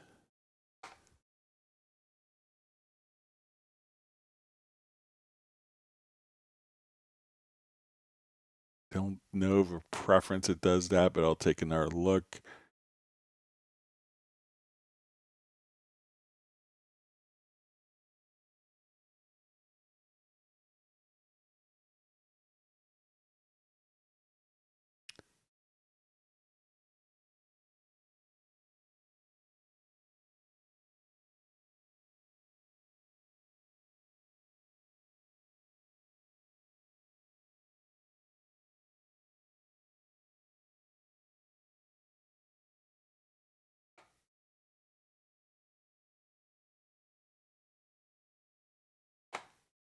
I think it would probably be.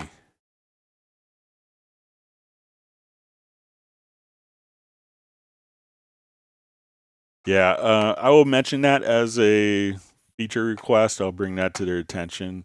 That would be kind of a.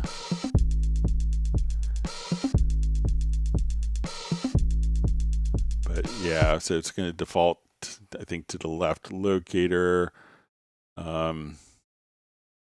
I mean, you can make a macro, but and change the left locators, but then you might not be able to get it back. But I don't know of a preference. I'll do some more digging over the weekend and see if I come up with anything, but I'll make sure to mention that. All right, so we see Michael Teams says he's receiving the stream at 144p. Needless to say, his glasses can't fix that. Sorry, you're having internet problems. Something you take for granted until you have a problem with it. Then you'll appreciate when you have normal internet bandwidth. It's like being sick. And then when you feel normal, you appreciate it for a couple days.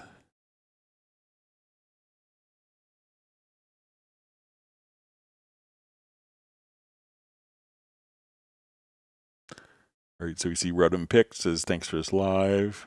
Welcome, thanks for being on.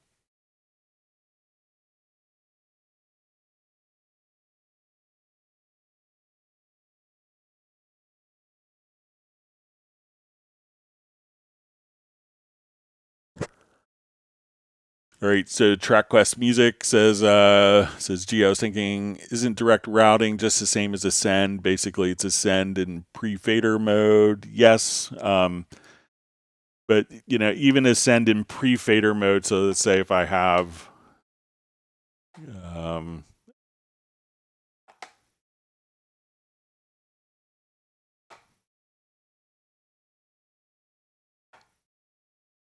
you don't have varying levels of the send. So send will be a little different.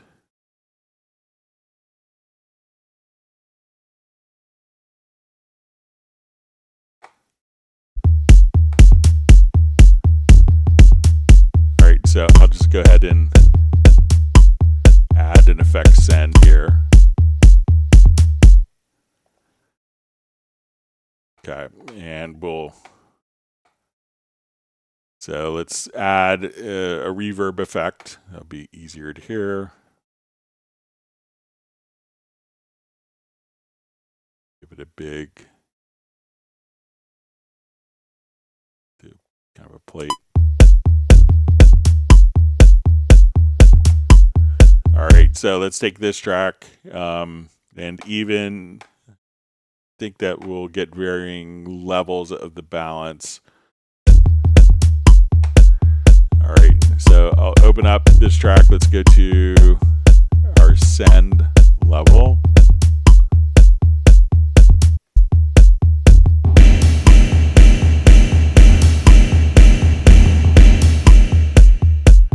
So if I'm doing this, I could still blend in various amounts of that reverb. Just the fader's not affecting the balance, but I can still have less reverb here, or more reverb blended in, and it's not affected by the fader position. But if I do this as a direct routing, so we'll come over here, and I want this to go out. Activate.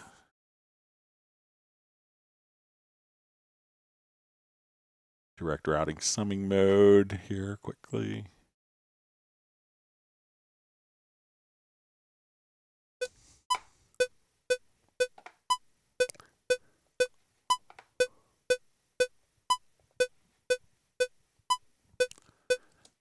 All right.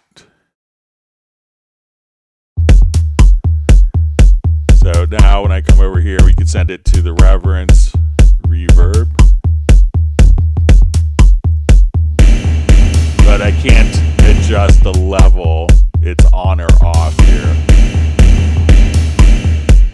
So when I go to my effect send, I could, even if it's in pre-fader, I could have more of that effect and blend between the non-affected and the affected. So in some ways, it's, like the fader position doesn't affect it, but the send will blend how much is being combined from the direct signal to what's going to the effect. So it is different, where when you use direct routing, it's going to be all on or off, and you can't vary the balance between the dry signal and the affected signal.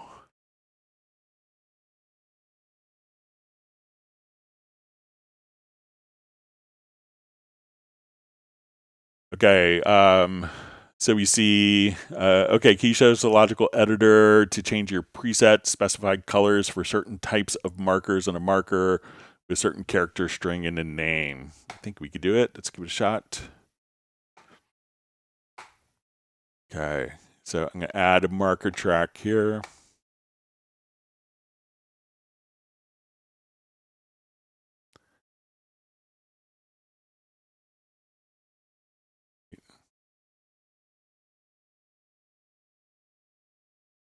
Okay, so let's say I'm looking for Sir G Foley, we'll say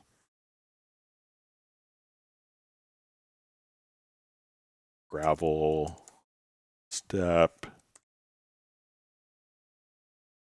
Let's make this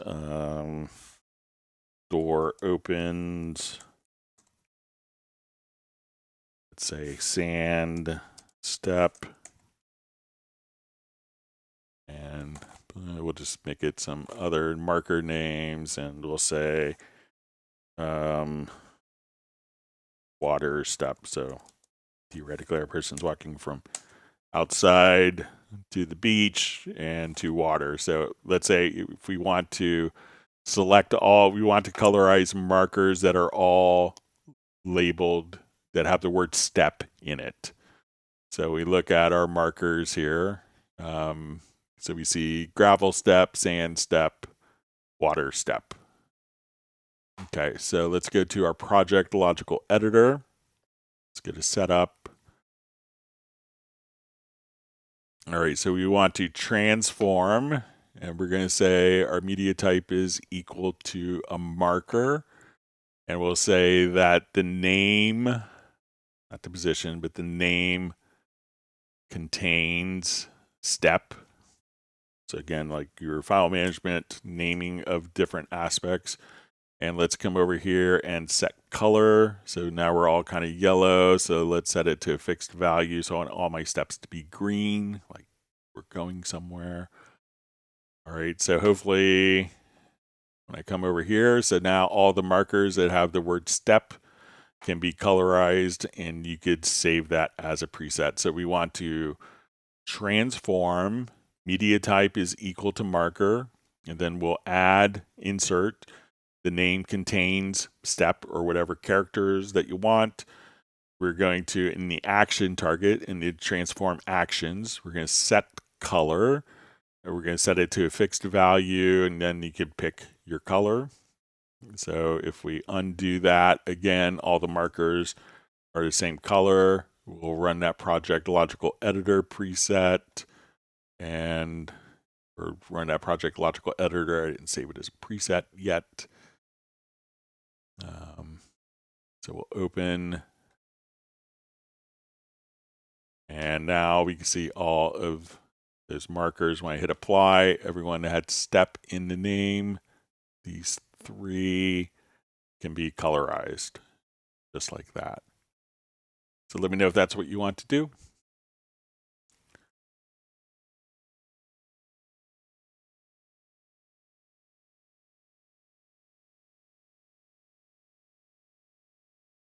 You see Jam Yang's House of Foley just says, Greg, can you change the internet and let us like multiple times? So I think if you log in with, I think it's just a YouTube thing.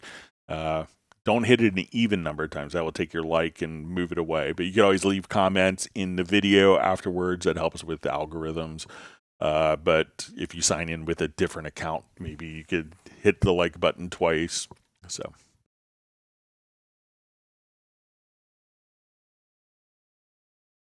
Yeah, you see Adam Langford just says use multiple devices to like more than once. You might have to be on different accounts. I don't know. I haven't tried liking a live stream twice because I'm usually busy doing them.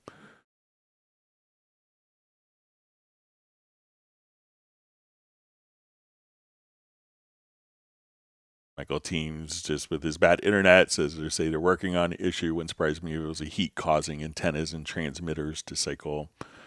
Yeah, at our old house, we had a house kind of in kind of a historic area called Old Town Alexandria before we moved into our current house, and our internet would be awful every time it rained, and Comcast couldn't figure it out. So interesting. It's like, oh, it can't really work today. It's raining. Can't do a live stream. Have to go to somewhere else.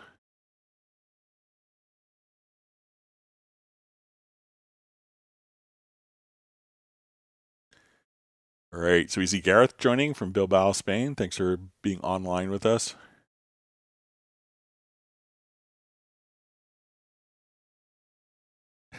Fly V says, I really enjoy these hangouts. Even my parents know when I'm busy and need to be home.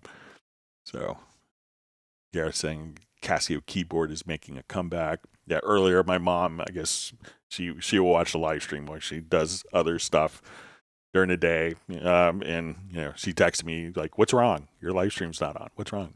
So that's why I was interrupted a little earlier. And I told her to refresh, and then everything's okay. So if like I'm not doing a live stream, then people get concerned if it's not on.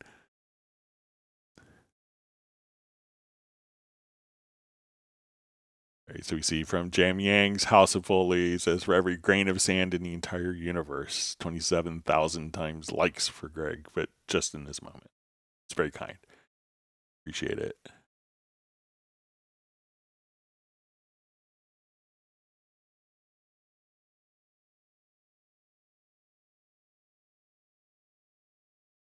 All right.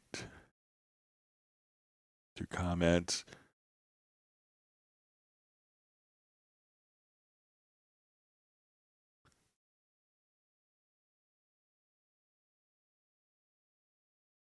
Chat field just jumped.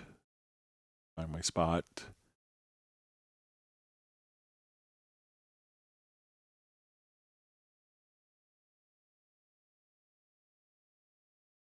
Okay. So we see from question, hi Greg, can you please explain a little bit about how to properly route Easy Drummer so I don't have to export every instrument individually and import them separately? I don't have an Easy Drummer license on my work computer, but we'll just take a look. Do it inside of Groove Agent, which will be very similar. Okay, so I'll just do a new project.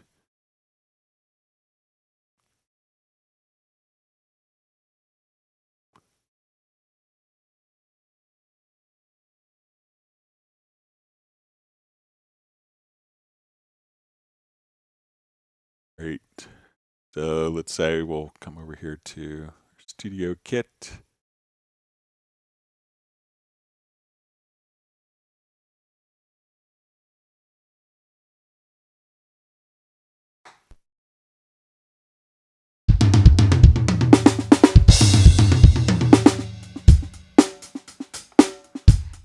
All right, so let's say I have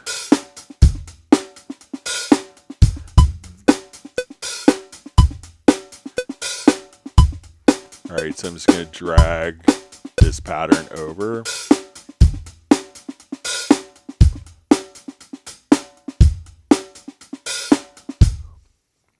All right, so let's go ahead and let's play this pattern here.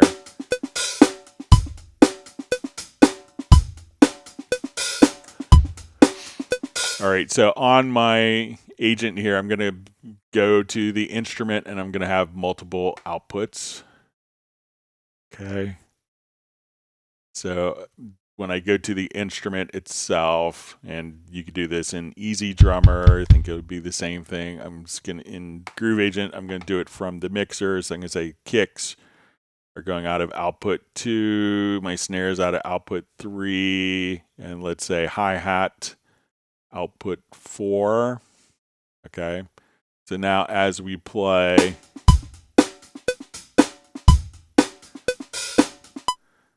so these are all being routed to different outputs. And let me just see, sometimes a render in place. Let me see if I can just get the render in place to work. So I'll come here to, so, you know, within Groove Agent, and you can figure out how to do this in Easy Drummer. You want these to go out of separate and distinct outputs.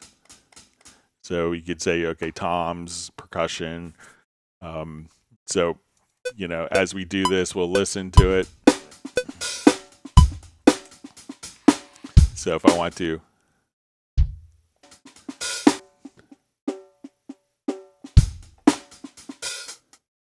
and then we could have like the room mics.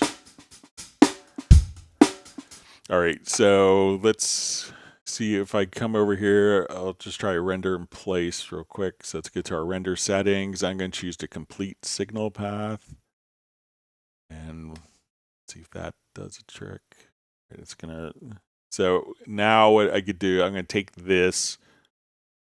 Let's go to our export audio mixdown. And I will just come over here to we'll say multi.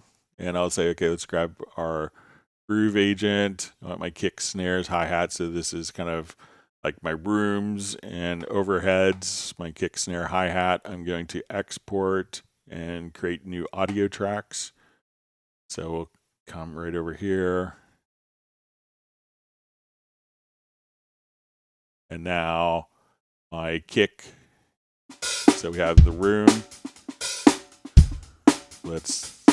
Our kick here. That's probably our room mic there.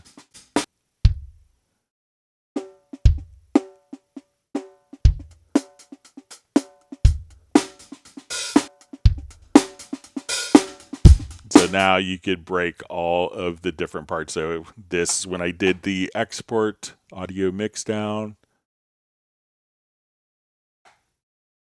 you know, we could have, I have the stereo out that was selected as well. But we could just have the Groove Agent, select these, and on after export, choose create audio tracks. And then each of the files will be rendered to separate tracks for you. Let me know. So how you route the audio to outputs within, within Easy Drummer. I'm not familiar with. I have a license. I haven't used on my personal machine, but I haven't used it in a long time. But when you come over here, you could also, if you go to your VST instruments, and you'll see like this little kind of output icon, you could activate your outputs. Like Groove Agent has 32 stereo outs. You could activate more outputs if you need to. And then when you go to your export audio mixdown, at that point, just choose the outputs that are being utilized and create audio tracks. And then that will place it directly into your project window.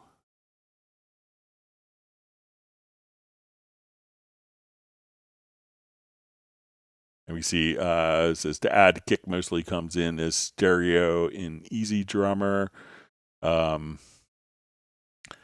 So, it's probably, as it's being routed, what you're hearing is stereo, probably being, the audio signal is probably being transmitted as stereo from Easy Drummer. So when it renders it, it's going to render it as what the plugin is outputting.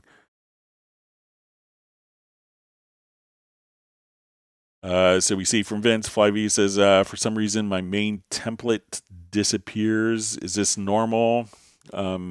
Usually not. I mean, you see I had like templates that just pop up here. Make sure that when you are here, in the hub, so I'll just say, okay, my recent projects here, but there are different choices for, I want to see all of my templates, or I want to see user templates or factory templates. So make sure that your user templates isn't unchecked, and you just make sure that like it's not selected here just for factory templates.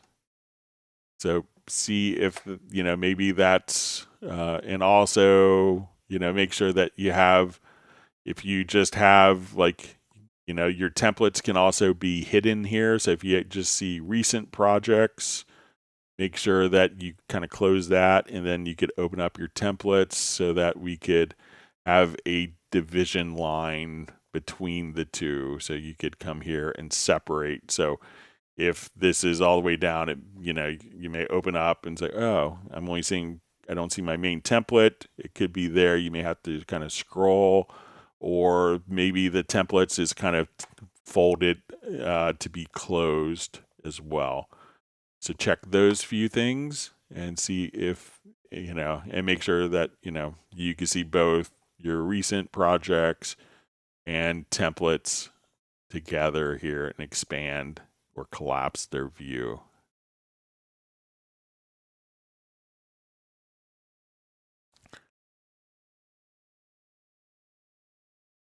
Great. So Michael Teams giving Gareth 1 gallon of banana nut ice cream, even with limited internet access. All right, so we have Tech Boy Zombias has just joined in. Welcome to the community.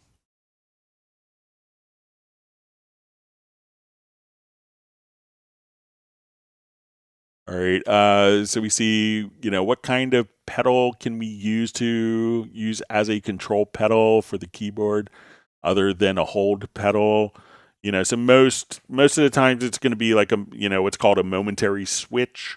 So a sustain pedal is often, often used to kind of turn something on or off. And sometimes you have momentary switch.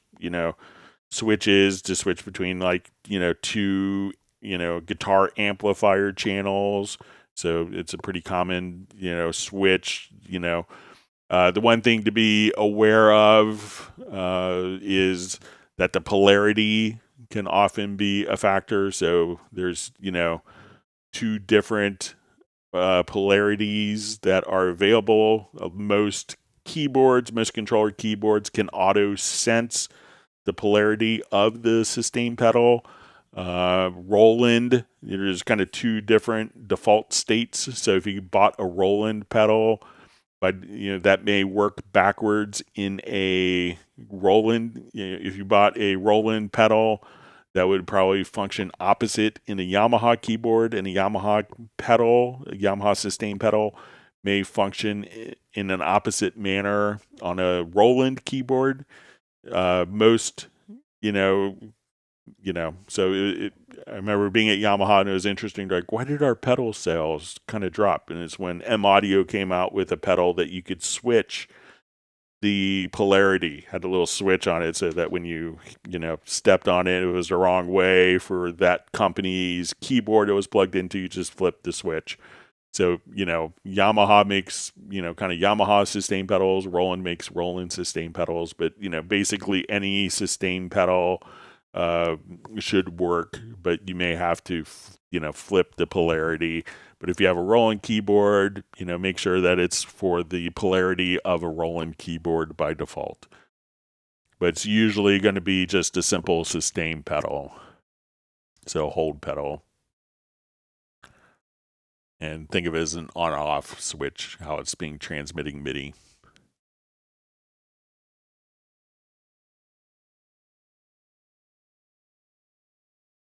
Okay, so we see from TrackQuest Music, says to the guy's question about events and parts, you could show him how to dissolve part. That's what I do. So I'll show that. Probably should have mentioned that. Well, let me see if I have the project still open. All right, so let's say if we're in this project and we have created a part by mistake, should have shown this, and now I want to get back to where I could have the handles here. So if you go to your audio menu, at this point, you could choose to dissolve part, and now we have our two separate instances together. So again, when we come over here, when the parts are glued together, now it's a part. And if you wanted it to just go back the way it was, you could do all the fades on the project window. At that point, we would just go to your audio menu and choose dissolve part. Thanks for reminding me to show that, TrackQuest Music. Okay.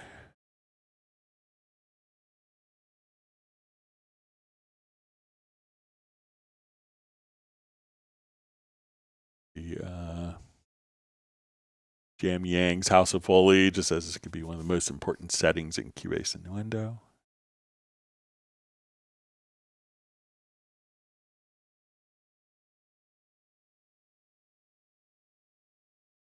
All right, so we see from George Conte, it just says, thanks for explaining the difference between editing audio events and parts, Greg. It's been a mystery to me for years.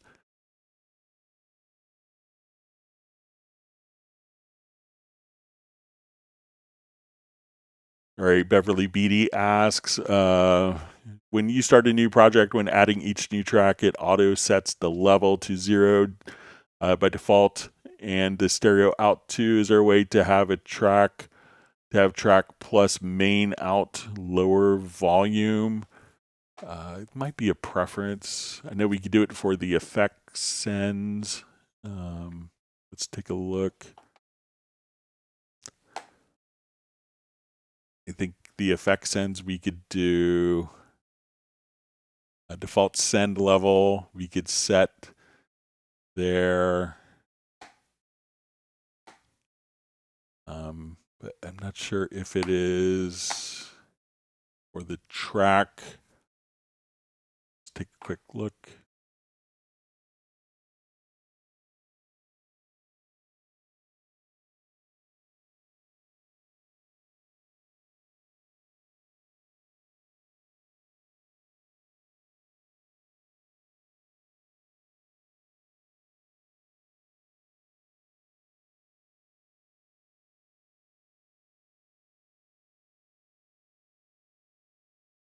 Sure if we could do it for the track. Some people will save like maybe track presets to do that as well.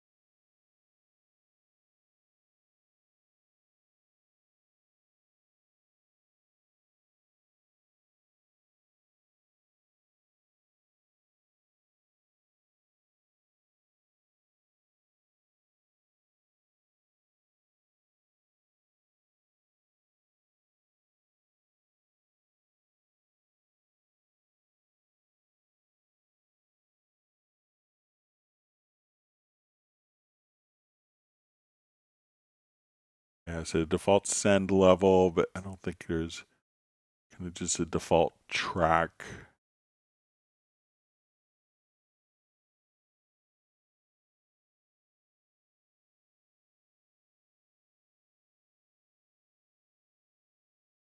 Yeah, so I don't think there's a way of doing it, you know, so, but the send levels could be adjusted, but you may have to manually adjust the track volume when adding it.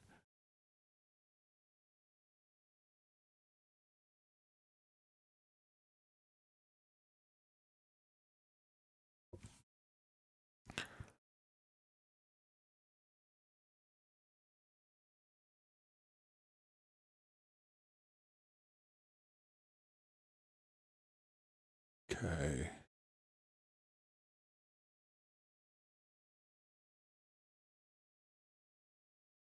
All right. More Tonsper says, can you show how to setting first gain staging for tracking distortion? All right. So let's say if, you know, as your signal is coming into Cubase, you know, you'll have input channels. All right. So when we come over here, let's go to my audio connections. Let's say I just have, let's do a stereo input, and let me just come move that bus. I'll just add, let's say, a mono, 2 mono ins. Oh, just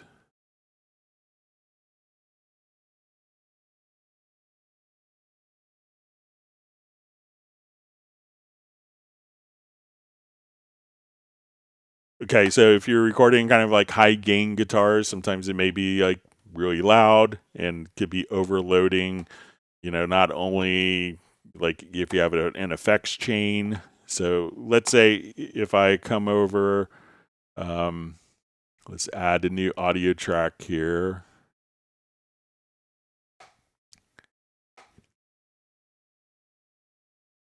Okay, and let's make this the input for this track. We will make it from our mono in. I click on the track here. Okay, so let's say mono in 1.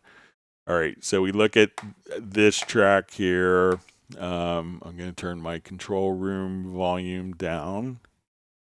I'm just going to put like a test tone on mono in track here. So we can see that we have gain coming in. So I'm going to just come over here. Let's put test tone generator. Let's make it -6 dB. Okay, so during the tracking process, if we want to go to this audio track and we monitor our audio 1 track, we can see that this will be at kind of the same gain stage. So -6 to -6. So if, let's say this is our guitar amp coming in, if I attenuate the volume on the input channel, we attenuate the volume on the track here. So if you have just a really high volume that's kind of overloading, like, you know, your Cubase effects, like maybe the gain staging in Cubase, you could, you know, as you're recording, if you don't, you know, sometimes you may not be able to reach for the gain on your audio interface or mixer to attenuate it. Years ago, like 20 some years ago, I was one of the engineers on Eric Clapton's Crossroads Guitar Festival. And I was the one that was just tracking straight into the computer without taking a split off. You know, it took a split off the front of house console. But I didn't have any way of attenuating the gain. So I would kind of watch my input channels and I would place all of these, I would link all of my input channels. And I did this for Alan Parsons' concert as well. I recorded. And then you could just kind of adjust the levels if you need to. So if you don't have a mixer, you could adjust kind of the input levels here. Now on the track itself, we could, if we already have the levels that are recorded, if we open up and if we go into like the channel EQ, you could also have a gain set here. So I could attenuate and drop the gain of the channel itself. So sometimes people may use kind of the gain. We see it in the EQ section when in the channel view. In the mix console, we would actually see it as like the pre section. So if we set up sections, we could say, let's get to the pre section. And at this point, once we're in the pre section, we could adjust, we could flip the phase, but we could also add or cut gain from the channel. So some people like to, kind of get all the channels to be kind of the same level at 0 dB when the fader is at 0 dB, and people will use kind of the gain so that they, and this is gain staging to the person. I tend not to work like that, but I understand people that do. So if you needed to attenuate or boost gain on a channel, you could do it in the pre section. So if you're in the channel, you could go to the EQ and you could adjust the gain here. So this is maybe if it's like after it's been recorded, if you need to adjust the gain as it's being recorded and you don't have, and it's so much gain that you turn the volume kind of all the way down on your input, but it's still really hot, you could adjust the input channel gain here. And you could also, on your input channel, you could put effects. Now, some of the effects may impose additional latency, but sometimes people will take, on the input channel and then run a compressor just to be safe. So if you, don't, on your input channel, you could actually come right over here and say, okay, I want my compressor. So just in case, we had this most amazing take in the history of vocals that were recorded, but, one note got really hot when the singer ate the microphone and got way too close and it clipped. You could put that compressor on the input channel and that effect is applied to the recorded signal. So a couple of things that you could do with like gain staging. Let me know if that's helpful or makes sense.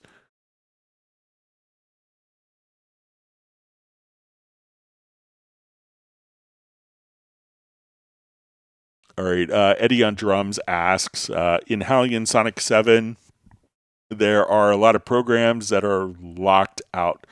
Aeron, B-Box, HS Factory, etc. I don't recall ever seeing them before. So what happens a lot of times is you may have inadvertently gone and selected, just remove this plugin quickly here. So sometimes what happens is people will, when you go to the Steinberg download assistant,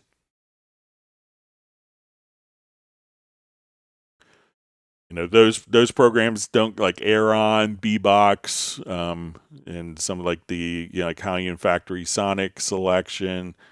None of those actually come with Cubase, so you get a number of, versions, that are available in Cubase. Let me just open it up again here. But there's also lots of add-on programs for Halligan, that can play in Halligan Sonic. So if you installed Halligan, you may have like those libraries come with the Halligan instrument. So, and let me just see if I can get this open.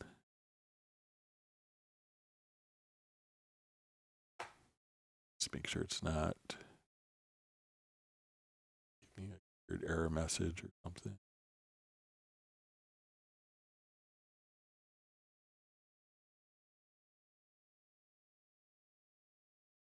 But you probably installed maybe the Halligan library. So Halligan is sold separately. Halligan Sonic comes with, let's try some time here.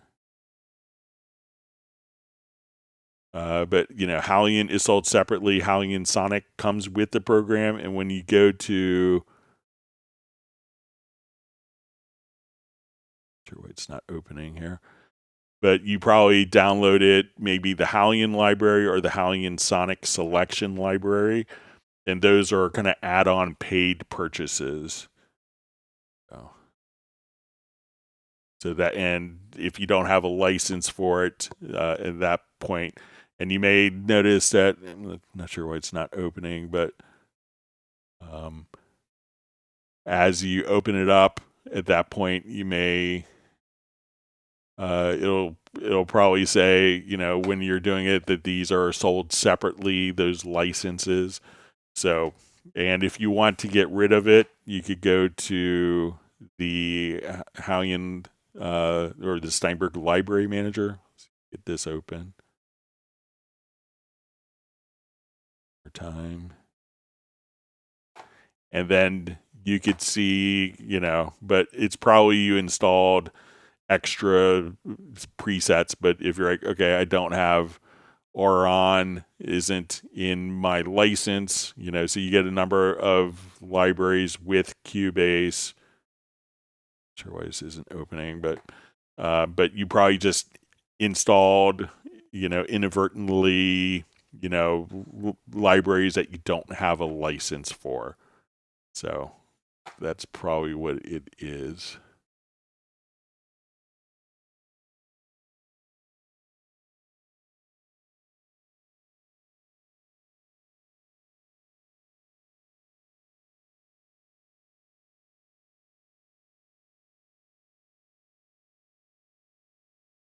Or why my download system isn't popping up, but yeah, so you probably just installed content for Halion 7 when you have Halion Sonic 7. So I know the naming could be a little confusing.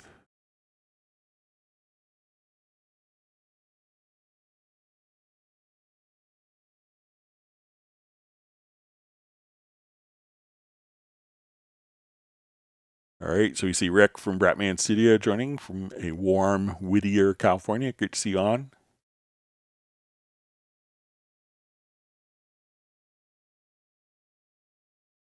Adam Langford just mentioning that Halion 7 is on sale until Monday.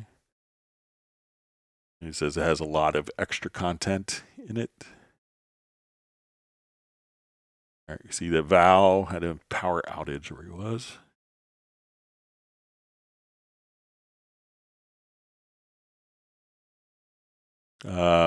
So you see from Alex Belcher says, it would be great if you can choose random color. Let's just see if we could, I think maybe in relation to the marker track. Let's take a look, see if we could randomize the colors. I'm not sure if we can.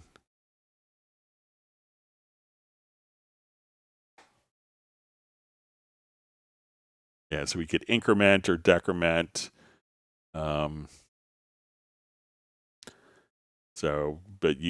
But there isn't a random function for the colors.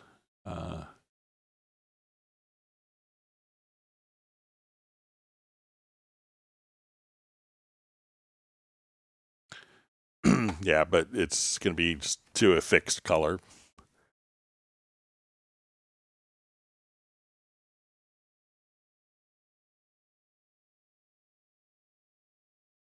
We see from TrackQuest Music, says, Greg, thank you for all you do. So I'm always glad to help people.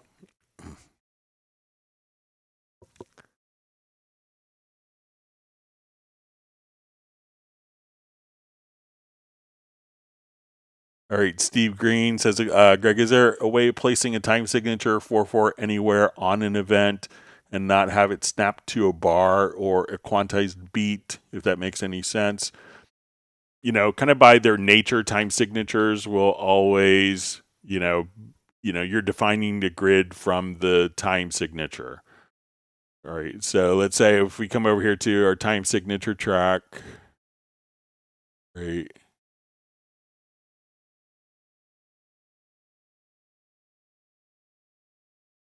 Okay, so let's say we're in 4/4. So it's not like we can start a time signature in, the middle of, in the middle of a bar. So, sometimes I get this, people are like, oh, I want like an extra beat, on my time signature. So what you would do is say, okay, I want this as 1/4. You would go back here. And since we're in, so let's say I want to switch this to 1/4 time, so at that point, we could have a pickup note, but, the time signature, by its definition is defining that signature for the measure. So time signature will never start in the middle of a bar. The time signature always defaults. So you may have to kind of compensate by using if I was doing an 1/8 note pickup, I may come over here and say, okay, I want a 1/8 bar. And then we have an 1/8 note pickup before the 4/4, but I can't put, if we've defined a measure that's, 4 beats where the quarter note gets to beat, I can't put like a time signature in there because we've defined that, that time signature there, that meter. But if I go to the end, I could come over here and let's say, okay, now I want this to be 7/8. And we've defined a 7/8 bar, and once we, so we're defining that this is 7/8 notes where the 8th note gets to pulse. So if I want to, come to the next bar. So when we define a time signature, the time signature is going to be for the whole bar. And that's just the musical nature of what a time signature is. So you may have to adjust the signature before or after if you wanted to, place it on a very specific point. But, the time signature is defining the grid by the very nature of a time signature. So let me know if that makes sense or if I'm misunderstanding. All right, so Gerald Ely has to take off for a little bit. Thanks for joining us. Have a wonderful weekend.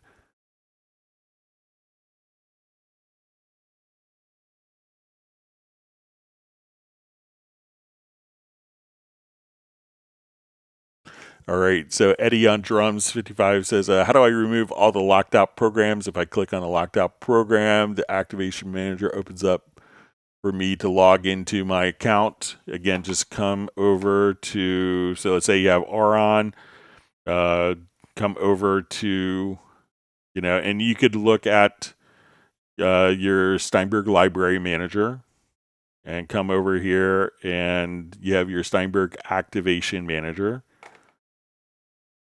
All right. So often, if you try to open it up, if you don't see the license in here that's activated, like if you have Hallian, you may have a number of libraries, but as you go to click on it, and you can say like Auron doesn't work. So I would select that, come right over here, and you'll see the remove button. So go to the Steinberg library manager program, which is installed with Cubase. And then when you select Auron, just click on remove. And at that point, that would automatically remove its content and uninstall that particular license. That would uninstall it from your Cubase, and then you wouldn't see it inside of your Cubase. All right. So you see GM Yang's House of Foley's. Just says, thank you, Greg. So you're welcome.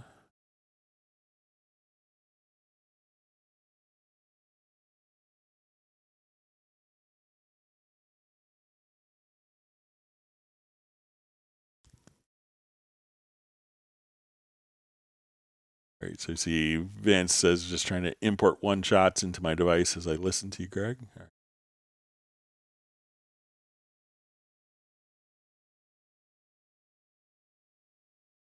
All right, so we see from John Barry, he says, thanks for the clip on dropping the sysx files into XDC. The loading of patches is slightly different to how you explained it. I've sent over a screen recording. Hope it clarifies it. Yeah, so I just for people that we discussed this in the last live stream and maybe the one before that as well. So I did a quick video of it, and I put it into a project here since, the question was if it was different, importing the SysX patches on PC so than Mac OS.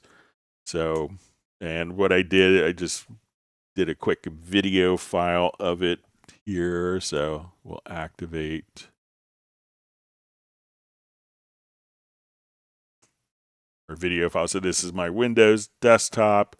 And what I did is John had found some SysX files for the XTC instrument. And the XTC instrument, can load up the Roland Alpha Juno SysX files. So I'll just go ahead and play this. Let me just turn off the hi-hat.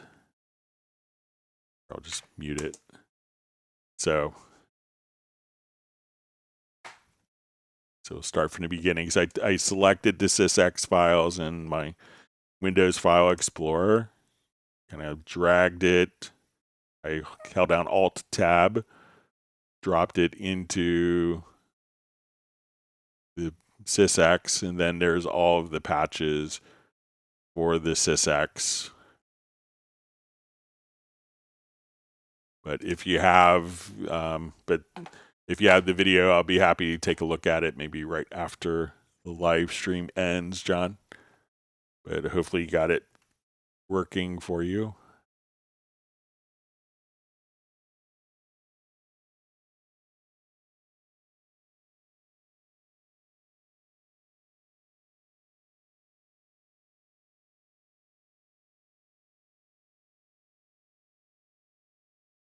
All right, so you see Eddie on drum says the Discord is not safe. It's a known hack site. So I think people sometimes do weird, it's like anything. It could be like, how someone is using a Discord site. So maybe people are doing nefarious things, but I think that the unofficial Cubase Nation Discord's a great site that's safe, and it's been super beneficial to many Steinberg customers.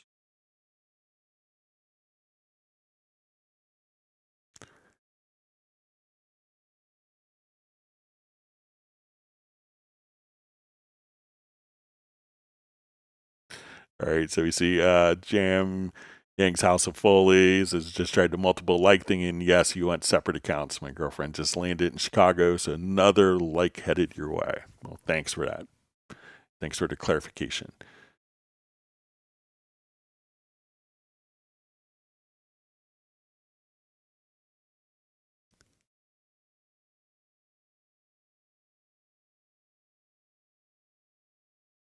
All right, so we see John Barry VU says on foot switches, I have two different MIDI scripts for two different controllers, and both have not added objects for the foot switches. I guess they did not have that available when writing the script. So sometimes the foot switch, by default, like you may see a lot of MIDI remote devices, like if you have a modulation wheel on the keyboard, that's not included in the MIDI remote script because a lot of people are going to use that for playing the sounds. And, like the first thing people will grab when playing a synthesizer sound is, let's see what happens, what changes when I move the modulation wheel. Will it kind of emulate a Leslie organ sound on the organ patch? Will it open up a filter?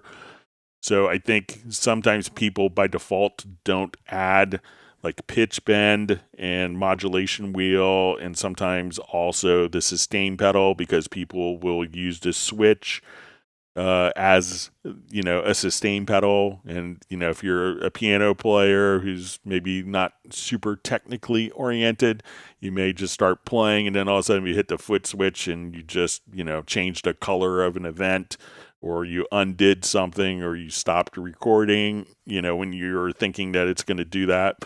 When you're expecting it to be a sustain pedal for the piano you're playing, then that's why sometimes, modulation, pitch bend, sustain pedals aren't kind of configured by default, but you can add them into your MIDI remote script.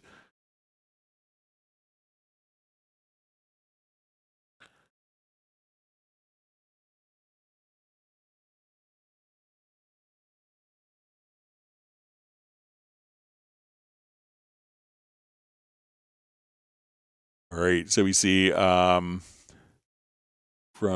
Jamie Yang's House of Foley says a comment on convert pedal to event length might be helpful. All right, so let's take a look at it.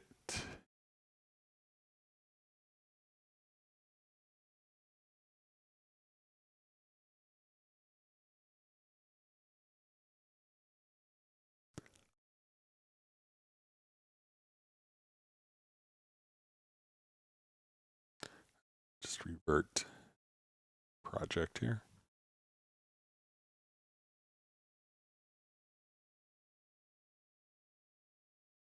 Okay, so let's say, all right, so the world's worst keyboard player, but let's say I was recording and I'm gonna record my sustain pedal.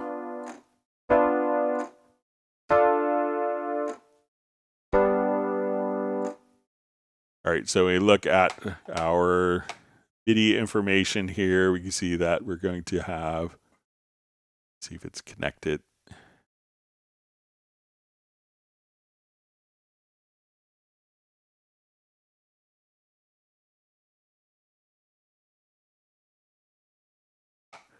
All right, so let's, I guess maybe it got disconnected, but let's say if I have like our hold,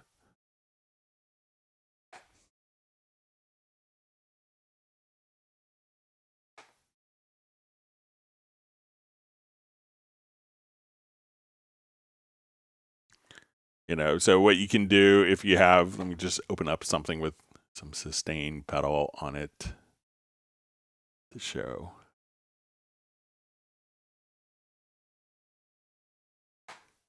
This will probably have some.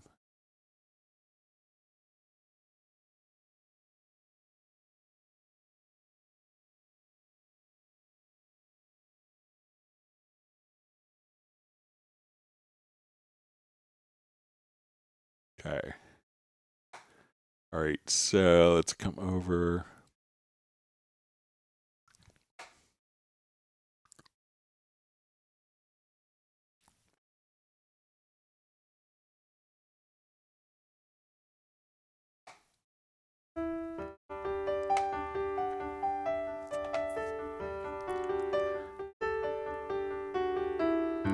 All right, so I think if we come over here to MIDI and under functions, that we could just do a pedals to note length. So let's say if we are changing the length of the notes here. Right, so we'll just come, I'll just select with my range tool. All right, and now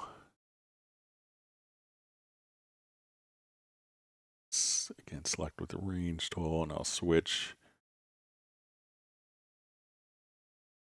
So if our notes aren't kind of lining up, we could just come over here to the MIDI functions and say pedals to note length, and then we could have the sustain pedal kind of match the length of the sustained notes for you without having to manually edit a bunch of that.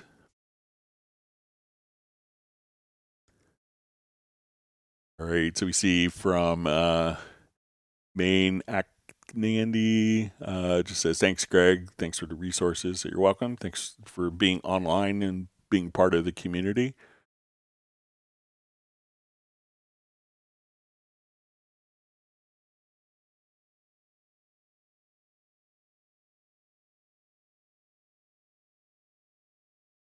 Okay, so we see from Roland stuff. May I make a suggestion, Greg? Might it be possible to make the thin vertical marker lines appear in a lower window as well as the project window? For me, that would be a useful addition. Thanks. Okay, so let's say if in this example we had markers. So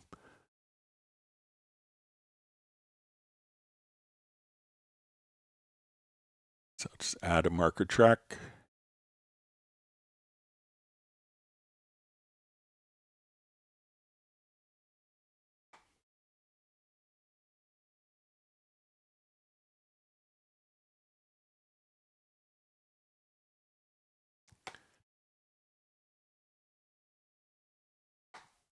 Okay, so let's activate the preference.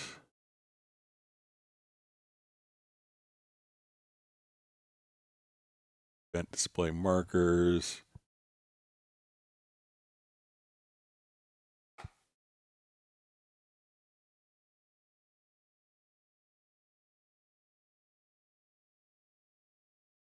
Okay, and I'll just make the markers really obvious yellow here.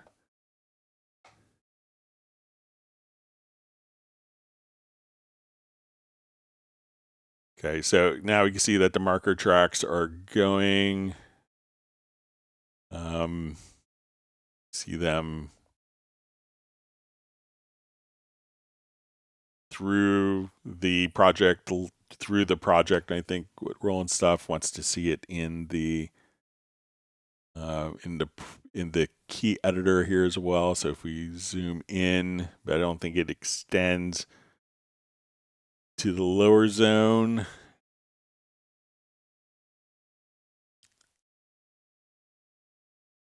So I think that would be a useful addition. I will mention that as well. And I think if we are in the upper zone, you could go to your global tracks and see your marker tracks here. So if you're doing it in the main project, if you're doing it in this window here in the standalone key editor, let me just see if there's any other. Make sure I'm not missing a setting here.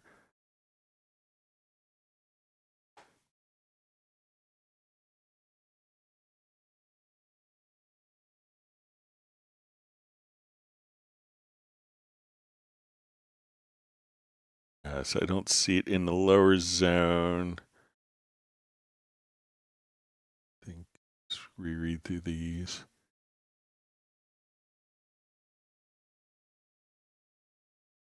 Yeah, but it's not carried over into the lower zone MIDI editors here. I'll mention that. Thanks for bringing that to my attention, Roland Stuff. Appreciate it.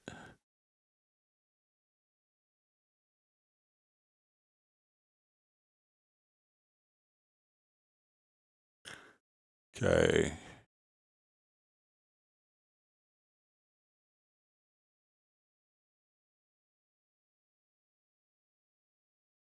I see a comment from Jazz Dude says it would have been better to have only Hallian and Hallian Player, no Sonic or other confusing older names. It used to be called Hallian Player, but then it was people were like, oh, Hallian doesn't play. It only samples. So there is confusion kind of no matter what nomenclature people use, but we had that kind of in the early days and people were confused. Okay, so we see Greg, please guide me how to off all reverbs on the tracks altogether without being able to automate them individually. My goal is to make a part completely dry in a song. Okay.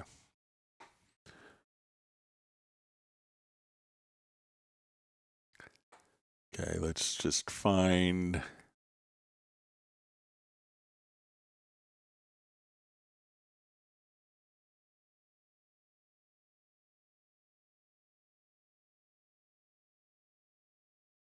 Let's open up a different project here.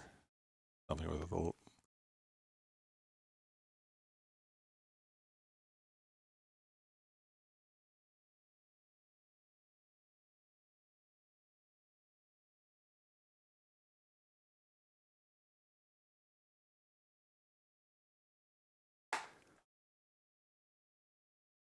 All right, so say you have lots of reverbs going on here.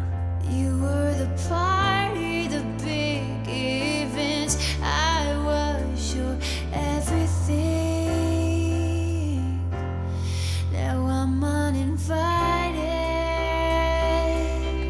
All right, so let's say I'm on the outside. I want to come here. Let's go to like. You put the close sign up. So I would automate like maybe this track and just. So let's say now I want to mute. Where do I go from here? Where do I go from here? Where do I go from here?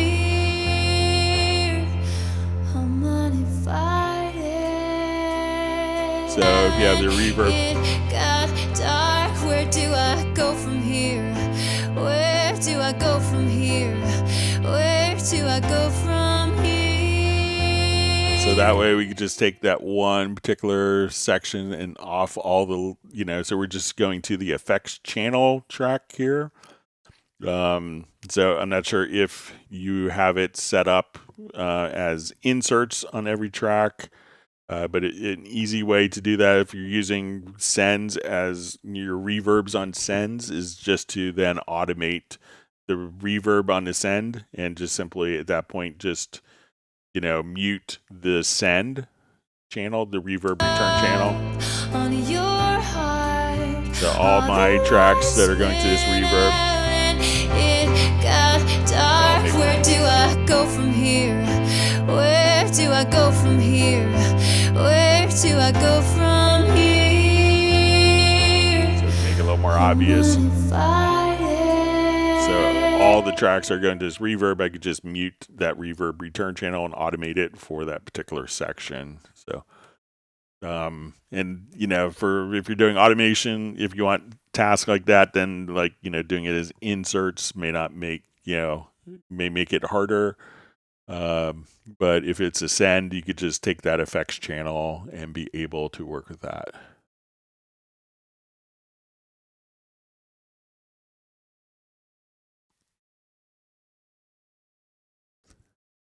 All right. So we see from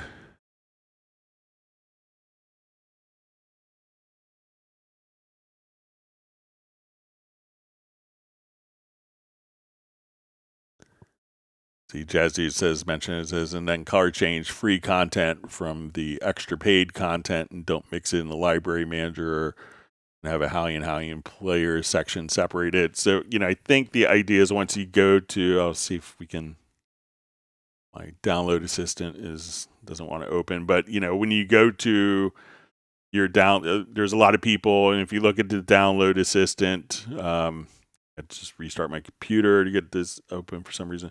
But when you do that, it says, to go into that area, you have to open it up and it says, license sold separately. And if you download a bunch of stuff, where it says license sold separately, they did kind of make a distinction. Maybe it could be stronger, but, it has kind of been separated with that. All right, so we see it would be great if the maintenance apps would auto-delete trial content, perhaps have a legacy versus current licenses there. All right, we see Graham Witcher on from Oxford, UK. Thanks for being online today. Great to have you on as part of the community.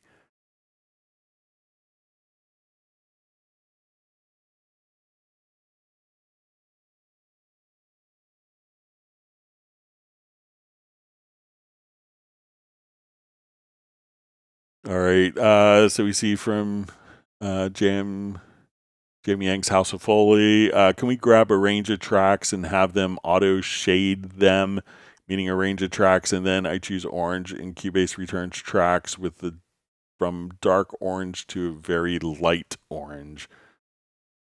Don't know if we could adjust the shading, but we could probably apply another track.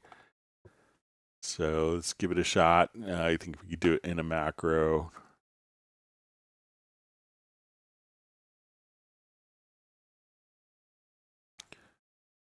Great. So I'll just do a new project here.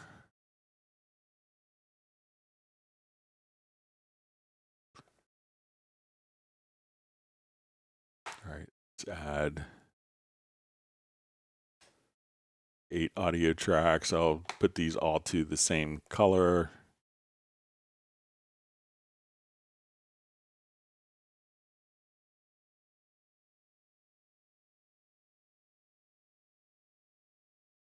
All right, so let's say I want this orange here. Okay. And then I'm going to just record on all of the tracks.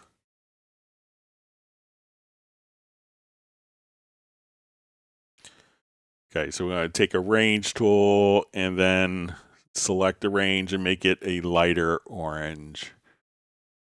Okay, so let's say we have this. So I think we're going to have to use a macro to do this. So let's say I want to take that range selection. So let's build a macro.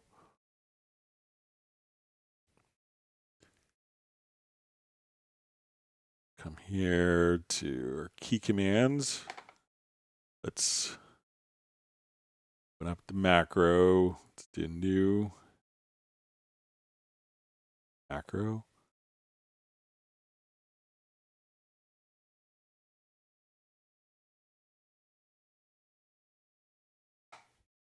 Okay, so we want to split events.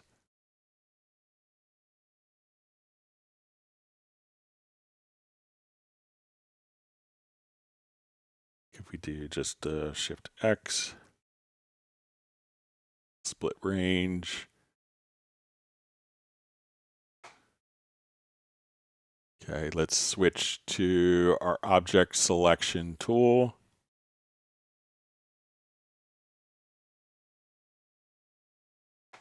Right, and let's make a logical editor preset.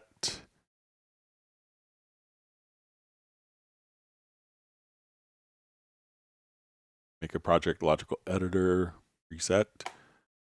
We'll say transform events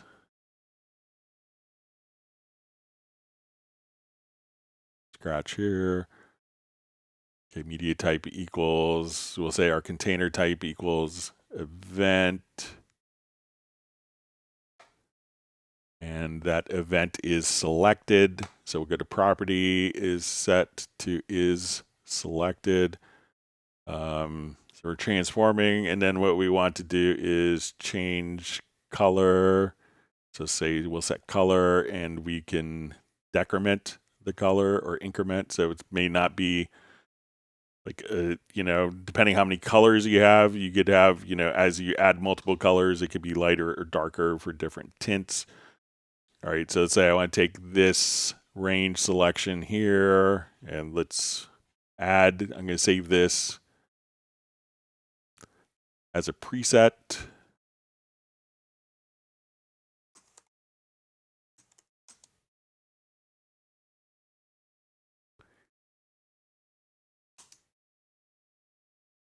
Okay, we'll go back to our macro.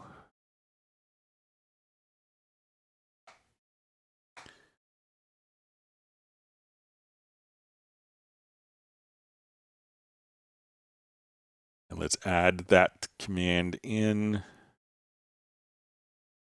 All right, so let's close this. So I'm going to just select that range, and let's see if we run this macro.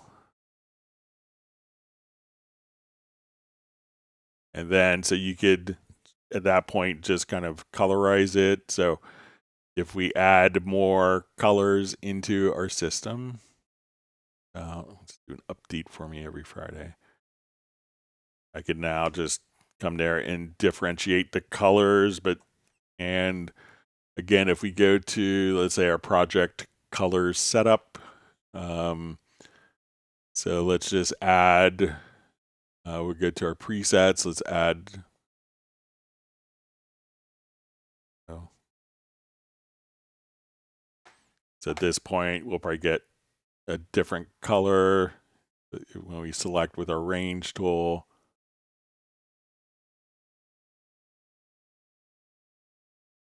So, but you could increment or decrement colors or set to a specific color as want, but I don't think, if we go to like our color setup, that we'd be able to easily do that. So maybe if you wanted automated, maybe you could always have one specific color that is something that's been, but once we have, let's say, we split, we have our range selection here, and we Shift X, we split the events, we selected it from the,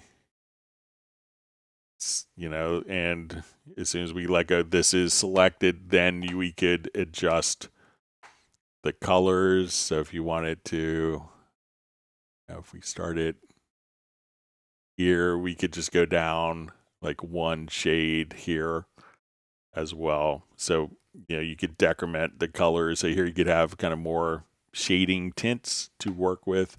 And you may have to, so as soon as we do that, you could have a different shade of colors. So you may have to have more kind of base colors to work with, and then you could have different shades of orange when you increment or decrement the colors. I may have to, and let's just try to see if we go to the project logical editor, if we have to kind of see if those colors are, when we come here, we can say, let's go to, okay, so now let's choose to decrement, and we will save it.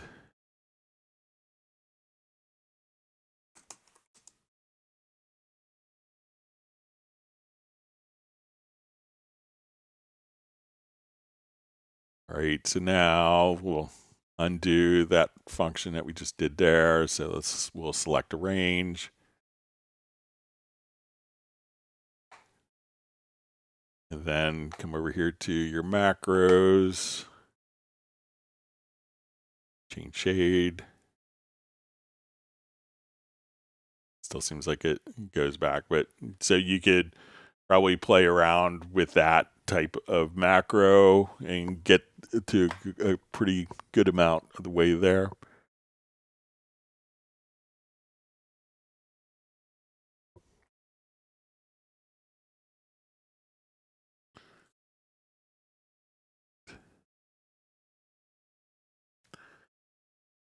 All right, the bang sounds good. Hey, Greg, mind showing how EDLs work in Nuendo?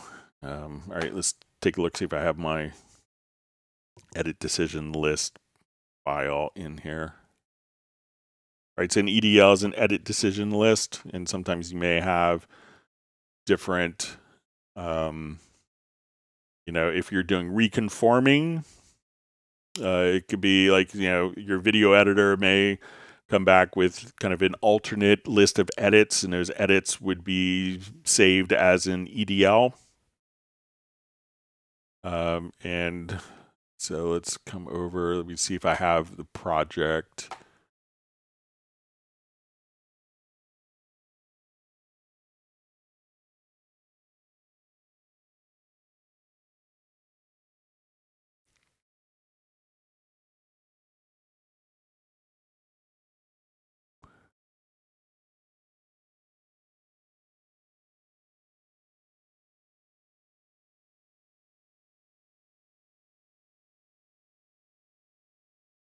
Okay, so in this, I have some EDLs here.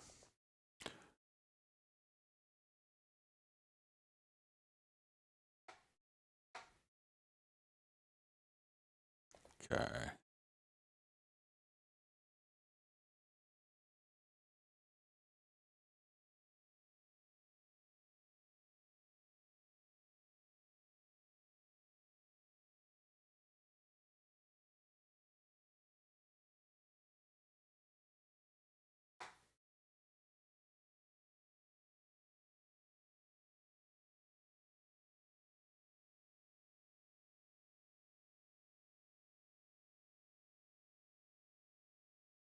Okay, so I may not have my video file here. All right, so let's come over.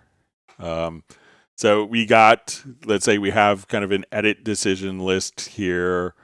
Don't have my video codec installed. Sorry about that. But imagine videos playing. So we would go to reconform under the project menu.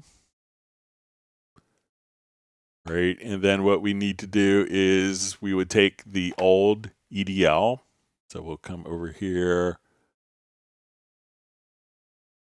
And I have the EDLs, kind of the original edit decision list.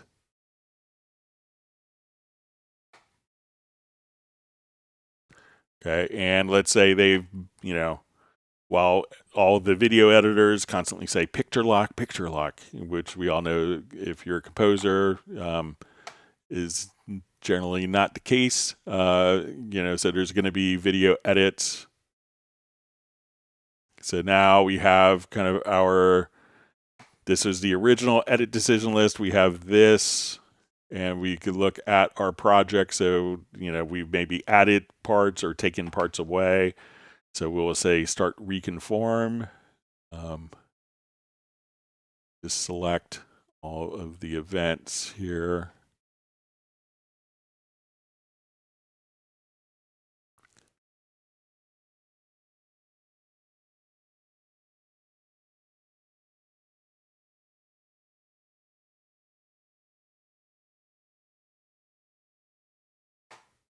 All right, so we're going to generate the change EDL. All right, so now it's figuring out what is missing from what's in the new and what wasn't in the old.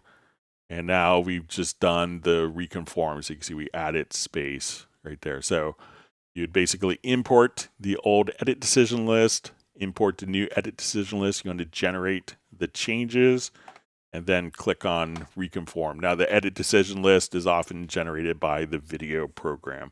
And you could, import and export edit decision lists directly from CMX 3600s and other, even as CSV markers as well. So that's how you could do that in Nuendo. I haven't done that in a long time. Sorry for my brain cramp.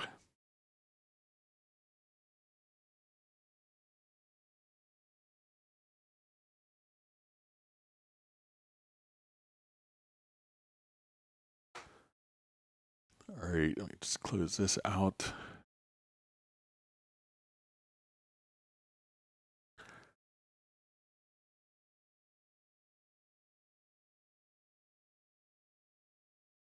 All right, wonderful to see Pastoral Apologetics is grateful to make a living in production and for such wonderful support from Greg and Steinberg. Thank you for the kind words. It always means a lot.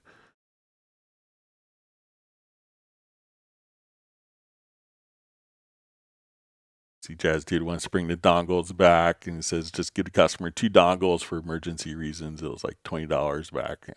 The actual server doesn't exist anymore, so I wouldn't count on that.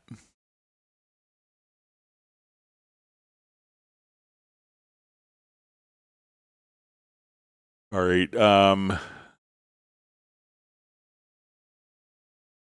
So we see, Greg, any recommendations on the APPV/Nuendo version of what you're doing here? So I know that was about 30 minutes ago, so I'm not sure what I was doing at that point. Sorry for forgetting, but maybe if you could mention in the comment field, we'll probably get to it before the end of the live stream. See, Volker Schmall just says Quark Nano. Oh my God. So I like my Nano control. It sits right on my desk. I don't have to buy any new furniture. All right. See Randy Lee Music on, joining from Texas. Hope you're doing well.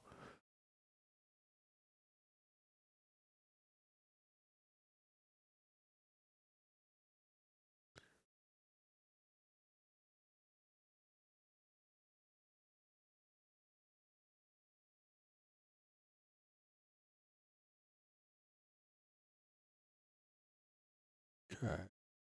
Chatfield.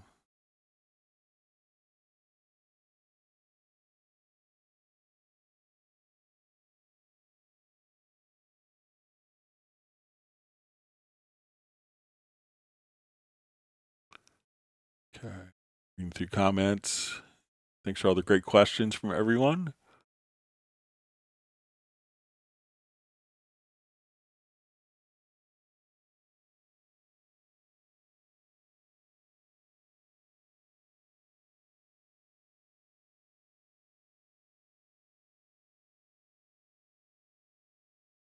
All right, so we see from all and stuff. Thanks, Greg, for showing me that the marker lines appear in the expanded lower zone. Very helpful for passing on a suggestion to show them in the lower zone as well.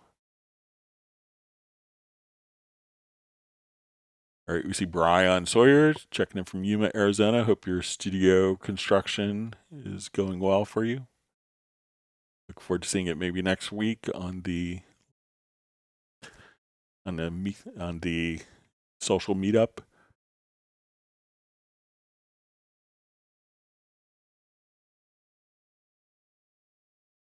Adam Langford says that his Modi XM and the VST version are identical. Yeah, so there's a lot of keyboards now that are basically VST instruments that are, running a computer. Interestingly enough. All right, so Brian is 112 degrees Fahrenheit. Says it rained there yesterday. Hope you're doing okay with the heat.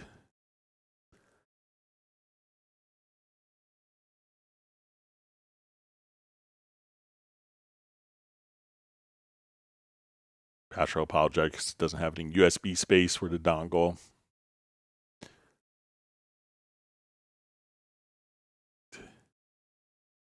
So Brian is finished painting the walls of a studio today, is doing the ceiling tomorrow or Monday.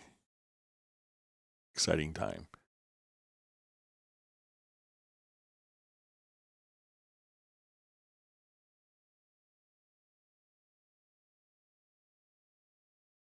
All right, so we have Beverly Beatty as a question. If I take a wave file, not a single shot, but loop, and I just want a snippet of the loop to play across the entire keyboard and stretch it out chromatically, what's the best way to do this? So I would probably use the sampler track. Just revert.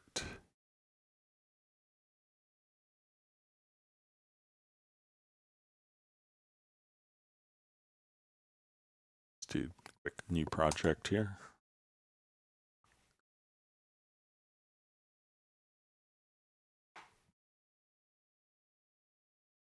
Okay, so let's come over here. Let's put in.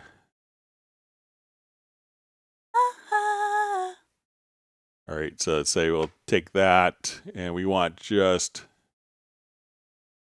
maybe the small, like one of the notes in that.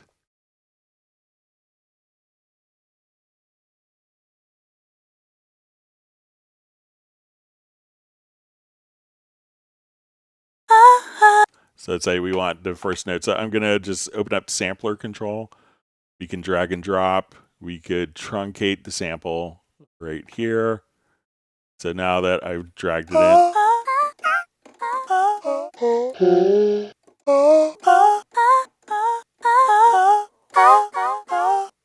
Now we could also, like sometimes when we deal with vocals, you notice that it'll slow down when we go to a lower pitch. Traditionally how samplers worked, and be much faster. If we enable audio warp here, and then we could say, let's get to like spectral HD vocal, we could, now they'll all be the same length and we can play it across.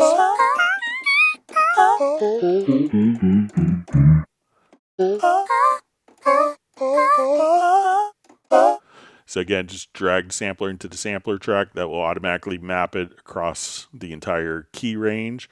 And then you could trim it. You could trim it beforehand and like truncate and render the file again, or just simply do it right here.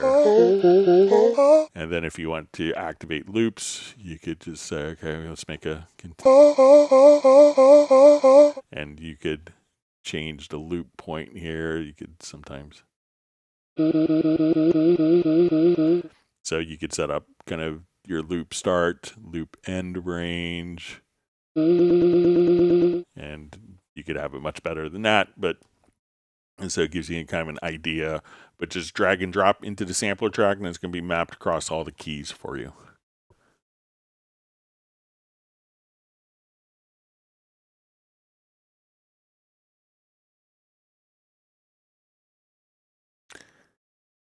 We see from Jimmy Yang's House of Foley, says on the effects insert thing, you can automate the wet dry mix. A lot create space with this simple technique. Yeah, it's a good suggestion as well. So if you have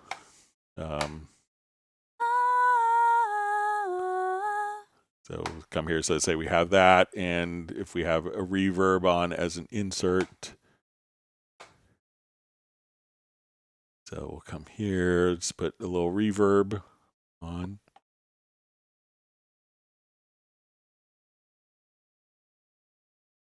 So I'll adjust my mix. And I think you could automate bypassing of the plugin. So now if you want it to, so let me just, so you could automate the wet dry mix, but you could also, like on the file here, I think we can, so you could automate kind of bypassing the effect as well. So now,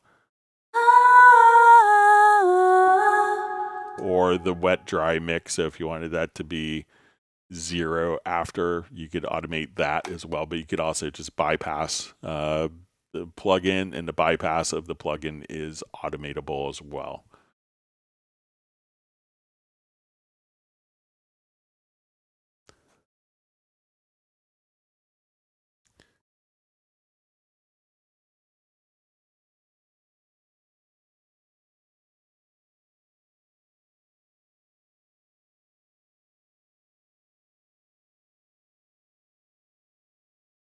Reading through comments, let's see, Graham Witcher says that they're still in a drought.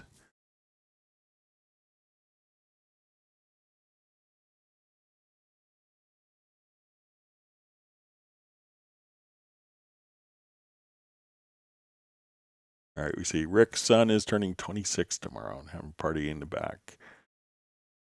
Star Wars Spectacular. Wish him a happy birthday from all of us in the live stream. It's always nice to meet him on the Zoom social meetups. All right, we see Vince, his Fly V has tonight dedicated to production. I miss those days.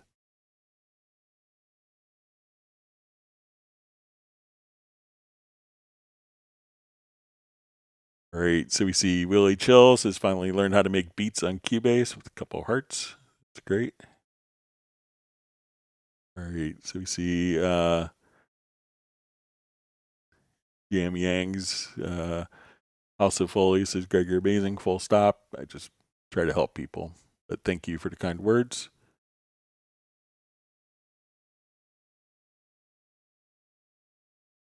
All right, Volker Schmal says, very detailed, constructed information.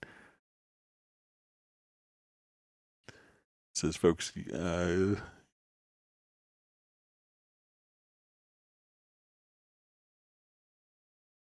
sorry, my chat field just jumped.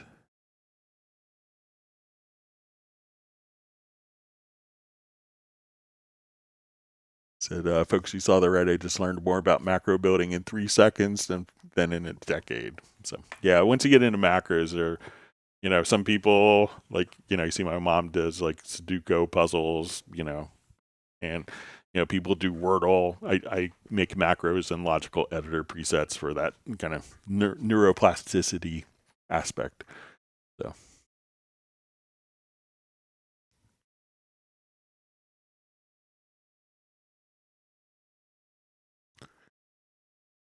All right, so we see from Volker Schmal says, can you shorten it? So I know it was like 10 minutes ago, but I don't know what you want me to shorten. But if you just type it in, what you want shortened, I could see if we could do it.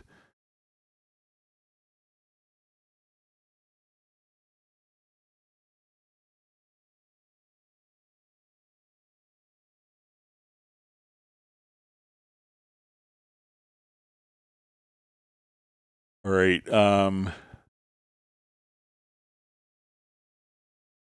So we see how do you change the grid without changing the tempo? All right, so let's see. All right. See if I'm understanding this right. All right, so let's say we're doing an empty project here. All right, so we don't want to change the tempo, so we just make a quick drum beat here. Just make a quick drum pattern. See if we could do this.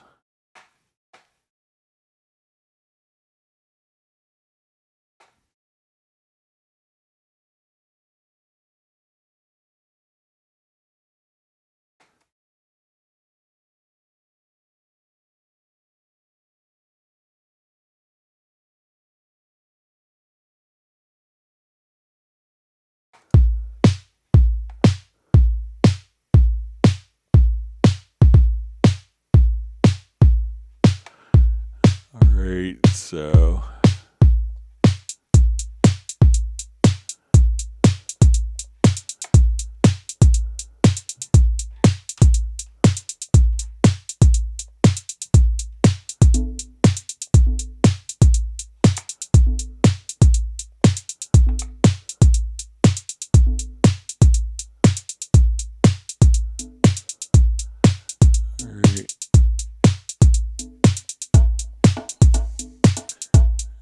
and let's just add some cowbell, obviously for Beverly.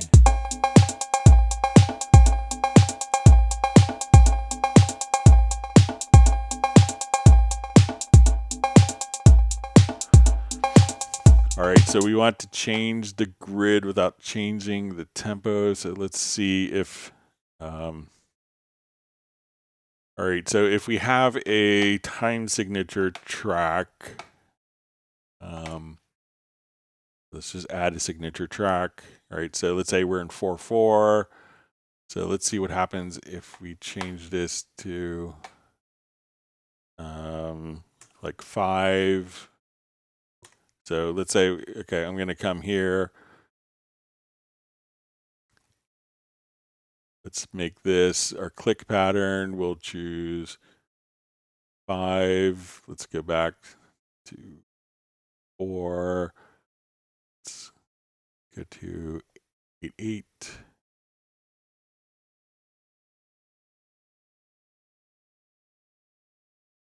All right, so if we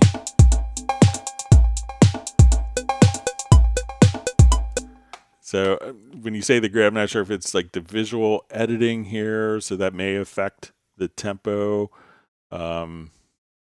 But if, so let's say if we listen to just our click track, so we could do, and double time. All right, so we could do that. Now if we, so as we do that, the tempo doesn't change, but maybe the click is changing.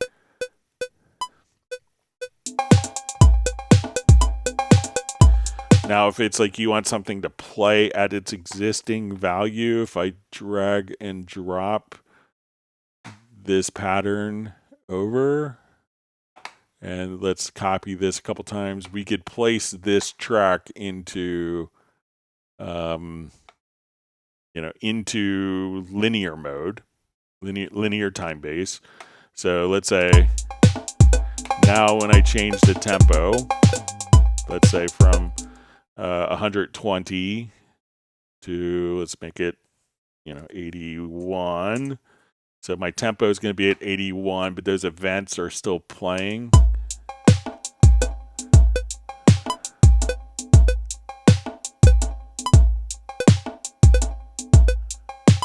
So we could still have the events kind of play back at their original positions if the track is in linear time base.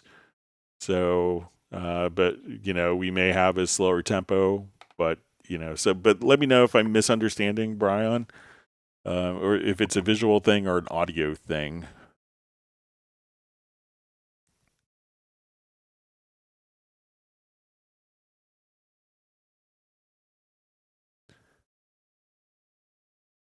Okay, so we see from Sable's question, what is the purpose of preset under inspector velocity pitch range? All right, so let's say if we are here, I'm going to close.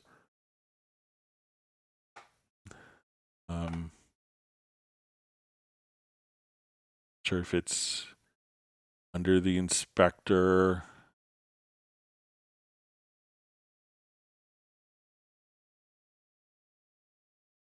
Okay, what is the purpose? Okay, so maybe it's the MIDI modifiers. If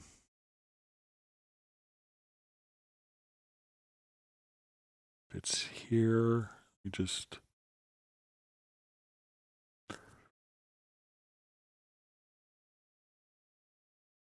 Right, or I'm not sure if it's in a particular inspector tab or if we go to setup sections. So let's say if I'm here, we could say, okay, let's set up.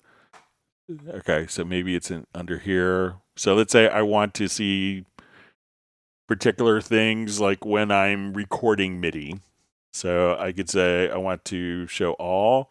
Let's save this as a preset. So I'm not sure if you right click, then we can say all. And let's say when I'm doing like recording MIDI, I don't need QSends or direct routing. I just want to see my MIDI. I don't want to see notepad or chords or routing, so now I could say we want this. We'll say save a preset and say MIDI record.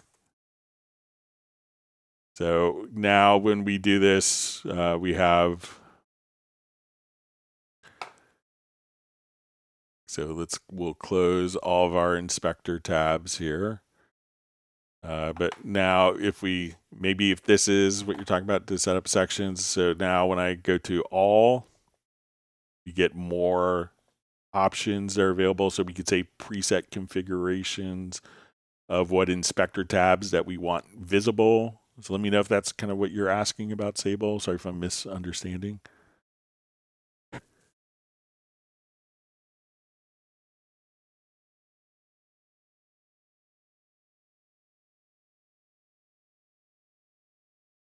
Volker Small says, I learn and learn.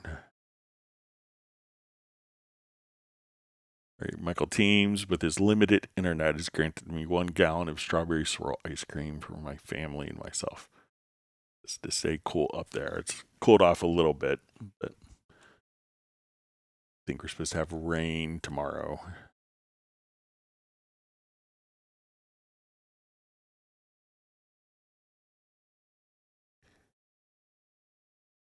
All right, so Sabertooth Bicycle says, I learn something new here every time and quite often relearn something I didn't realize I'd forgotten. All the things.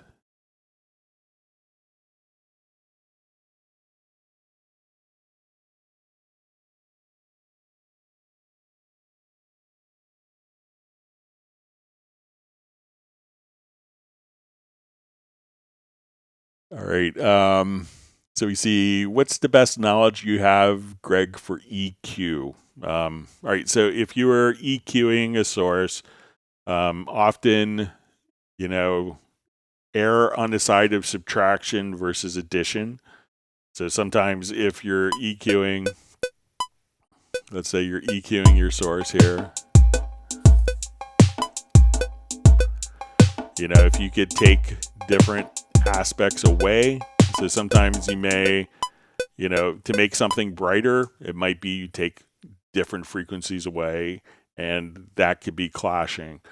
One other tip that I will pass on is being aware of the musical key of the song and knowing what the chords are. So even if you're not necessarily like, a schooled musician, or like, oh, I should learn theory. I could play chords on guitar, I could play chords on piano, but I don't really have a sense of what's going on. So we realize that a note is, a particular frequency. So, and a frequency is the frequency of vibrations. So sometimes, I see lots of different, people describing some different functions. I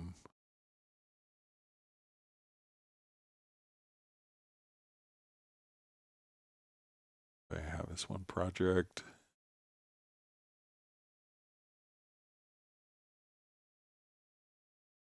Let's see.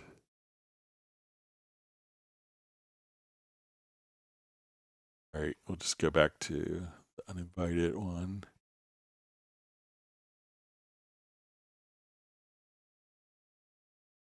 All right, so being aware of the key that you're in. It really, really can help your EQ. So sometimes, I hear people always like, oh, you have to boost these frequencies, and sometimes frequencies are a good guide range. But being able to actually know, so like, here I took the piano part and I dragged it up and I, made the, I could see the, the chords here. So we can say, what did we're in the key of C major. So what I could do now, when I go to EQ,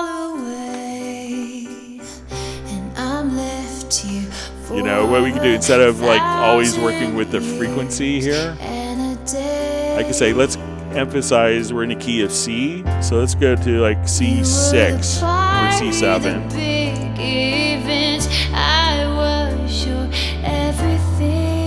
So now I could come over here, instead of just knowing what the frequencies are and guessing, I can say, let's go to C8. I'm on the outside looking in. You put the close sign up. And then you could actually EQ based on the frequency. So in the frequency field, just type in like, if like this vocal is in the key of C or the key of A, just say, okay, I want to go to, like the bass. So if I wanted to EQ the bass, I would probably just come to this frequency, and I was in the key of C. I would say, okay, let's go to C3. And then you could actually boost or cut the bass. So let's say, okay, maybe I want it to be C2. And that particular frequency, when you boost it, is going to be musically related to the particular key. So let's say we're in our parametric. So now I could boost that frequency, and how much do I want to boost around that frequency? So, be aware of, what pitch you're working with, and that could really guide kind of, a more focused attention to EQing your tracks. So, and just in the EQs, you could do it in frequency, in the channel strip EQ, just double click. And from there, you can, just type in the notes and change the octaves around.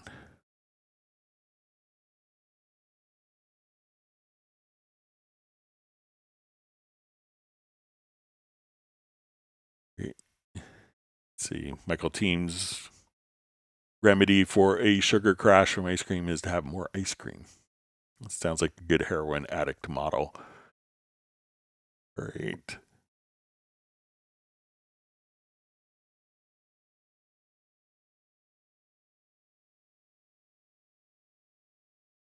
Thurman Chatfield jumped again. All right, back to where I was. All right, so we see from Vince says, thanks, Gregory. Appreciate your live streams. Always great to see you on. I appreciate being part of the community that we built together. Michael Teams is calling me Yoda again. I think I'm taller than him.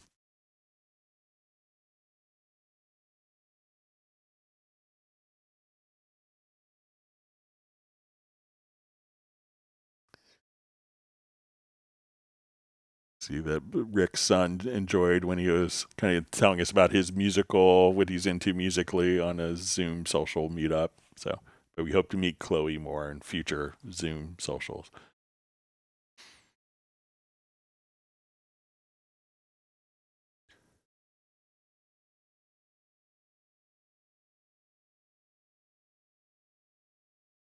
All right, so we see, does additive instruments all need to be quantized? So I'm not sure what additive is. I mean, sometimes there's additive synthesis, which is kind of, a form of, like synthesis used in keyboards. But all of the parts can be quantized or not quantized. Sometimes not quantizing different parts can really, determine and create a feel and vibe. I've worked with Teddy Riley a lot, who's, famous for, the New Jack Swing feel. And it's really interesting because, we've done lots of presentations together. And, it's sometimes I'll be, watching him build a beat and I'm like, this isn't going to work. He has like, the kick, snare, hi-hat, a tom, a percussion thing, and it's like, this isn't going to come together. And the last part he puts in, it goes from sounding like horrible, and he adds one more instrument that's slightly off time, and then it all just syncs and comes together, and it's the New Jack Swing sound. And he's like, I can't really define it all the time. It just happens. He just kind of, it goes out of his fingers, and into the ether, and he just makes that groove. So, but it's very particular, aspects of it being quantized and not quantized, and how he got into Cubase initially is very interesting, because he was running, I think, Logic before, and he would play in, and for him, timing is very, very particular, and he would play something in MIDI wise, and he was doing it in the other program, and he noticed that it was always quantizing, and it wasn't exactly what he played. So the very first time I met him, I was at his studio in Virginia Beach. He came in, had his like a white suit on. It was like 2:00 in the afternoon. I was waiting like an hour for him to come in, and he just plays like 8 measures of music.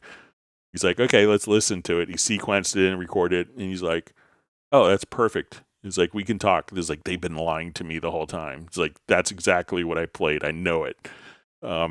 So sometimes having stuff quantized or not, but let me know if it's additive, as that you're adding instruments. You might quantize it to fit in, but sometimes you may not quantize it intentionally to create kind of a rhythmic tension. So, but if I'm misunderstanding, just let me know.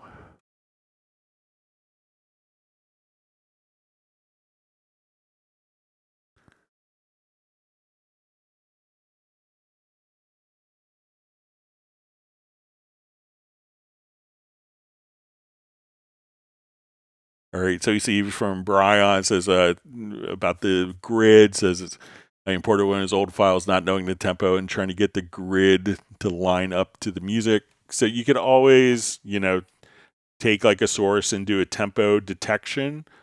If you thought that it was a pretty steady recording, what you could do is just use the warp tool. Right, so the warp tool has several different modes. One of them, the first one that was introduced, was warp grid. So what you can do is just simply come over here. We'll turn on our tempo track. So let me just turn our tempo track on.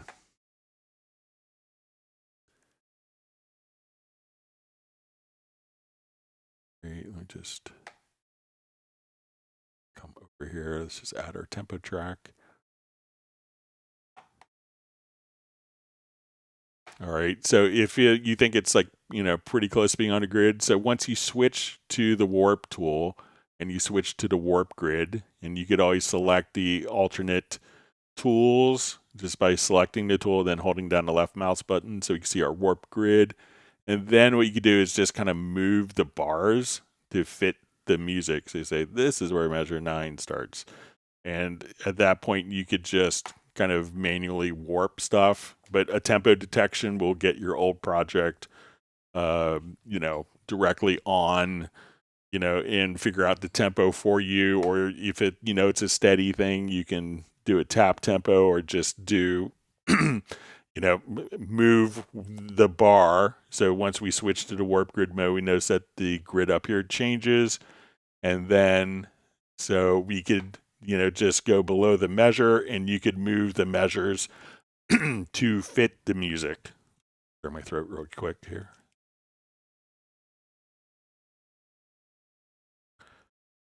All right. So we see from Sable Winters says yes under MIDI. So let me get to like MIDI track here. So I don't know if it's like the MIDI modifiers here. So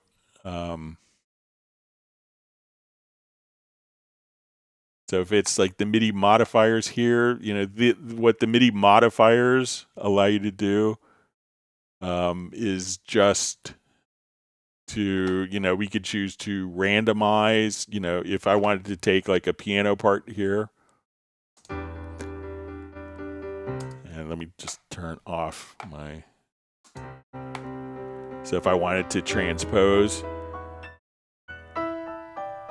So this doesn't affect the actual notes in the part. It just kind of will change it while it's going. So if we wanted to, randomize different functions, we could say, so here you may see so if I wanted to randomize the position of the notes, so let's just make it kind of a large value. So now as the notes play back,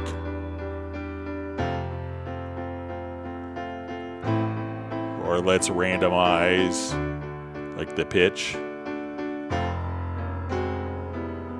So now we can randomize the pitch up or down one semitone, or the velocity. So if something is, so we could say, okay, let's randomize the velocity. So we could then say presets. So if you're like, okay, I always want to take my hi-hats and I want to randomize the velocity between a certain range and the length of notes. So this would allow us to have kind of different randomization functions. So all of these, as the MIDI plays, it goes through here in the MIDI timing, the position, the velocity, the pitch can all be kind of, randomized, or we could transpose without affecting any of the original data on the parts. And then you could save different preset configurations. So if you want to play around, say, okay, the velocity is too hot on my controller, I could just pull up a preset, or I wanted to, do velocity compression. So if my velocity is ranging from, 100 to 127 and I compress it, by 30%, it'll just kind of compress those values for the velocity. You see rolling stuff's got to take off. So thanks for joining us today.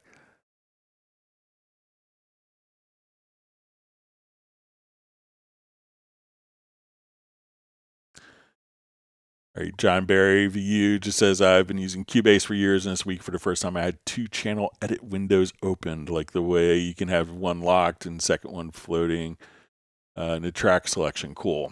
Yeah, so if you're not familiar with this, I think for this preference, so let's say we have this channel open, and then I wanted to change, when I go to, let's say, a different audio part. When I come over here, we could open that. Just open something a little more appropriate here.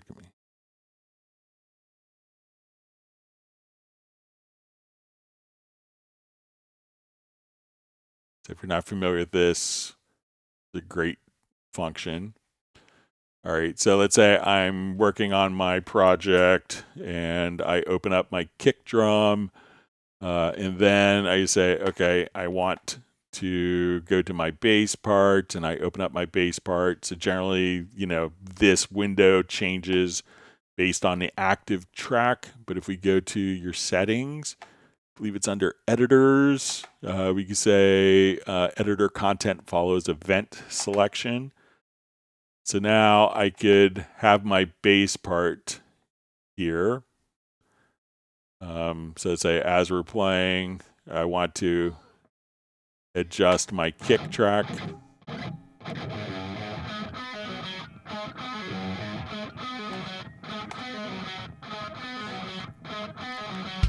So let's say I'm adjusting my EQ track, and now I select the bass. Let me just make sure I got the preference right.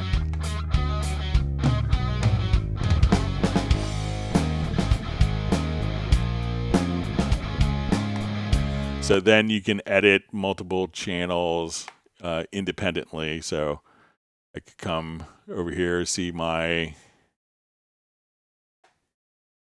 let's go back to, so we'll say always on top.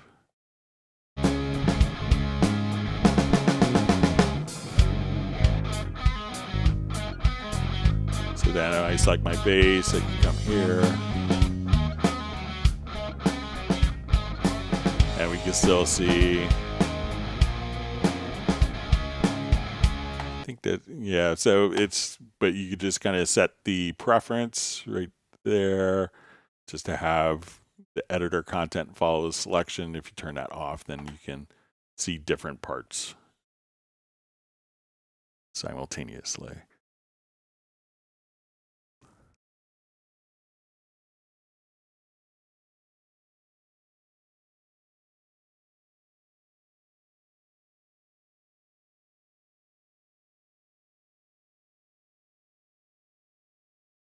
All right, you see Mike Sable's giving lavender vanilla bean swirl ice cream to Michael Teens for his internet issues.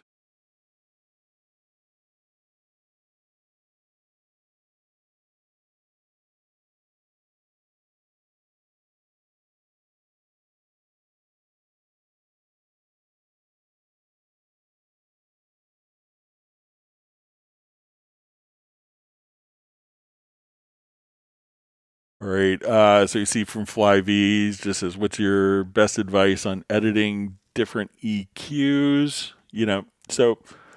I generally always treat EQ, like on a, on like for each project. So again, I'm not sure if this was after, what we're talking about showing the pitch, using the pitch for the EQ. But let's say if we're here and we're on the bass, so let's just come over here.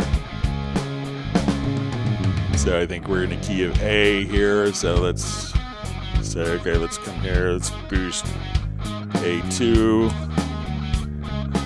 And as we come over,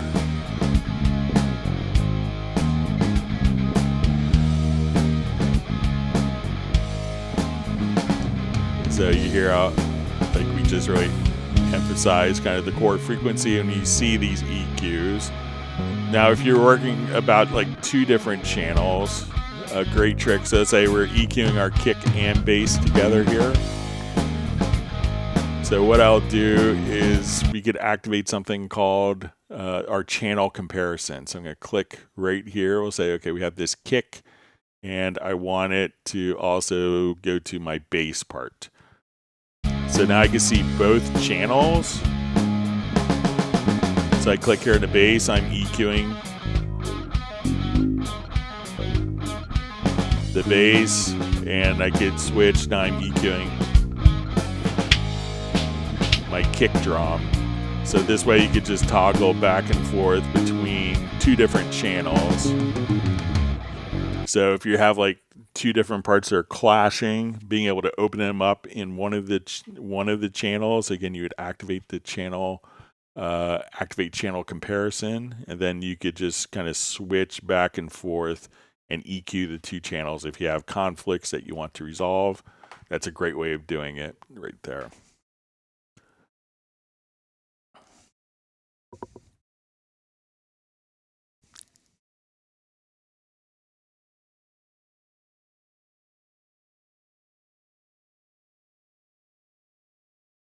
You see Gareth has to dash, so thanks for joining us, Gareth.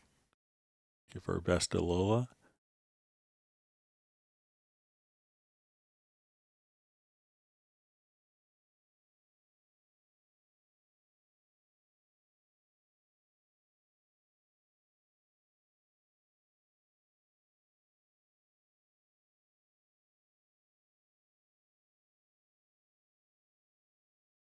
Okay, I see people, Michael Teams, hopefully getting better internet access where he lives.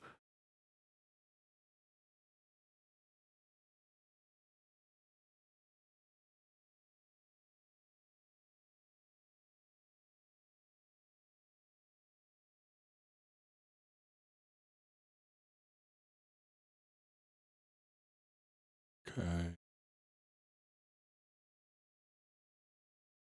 Memento just mentioning that in his previous studio, the broadband connection was interrupted because the distribution box 100 meters away got too hot. Blew out a fuse.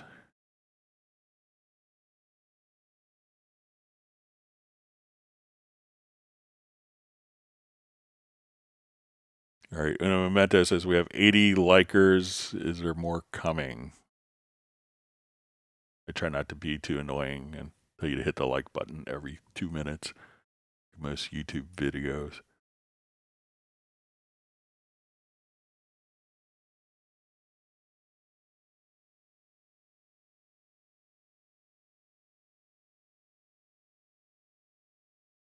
All right, so we see from Sable Winter, it says, Greg, can I export or render out those values with the file? All right, so we'll show you what you could do. So, those files are, with the MIDI modifiers, they affected on playback. So let's say if I just add a bunch of notes here.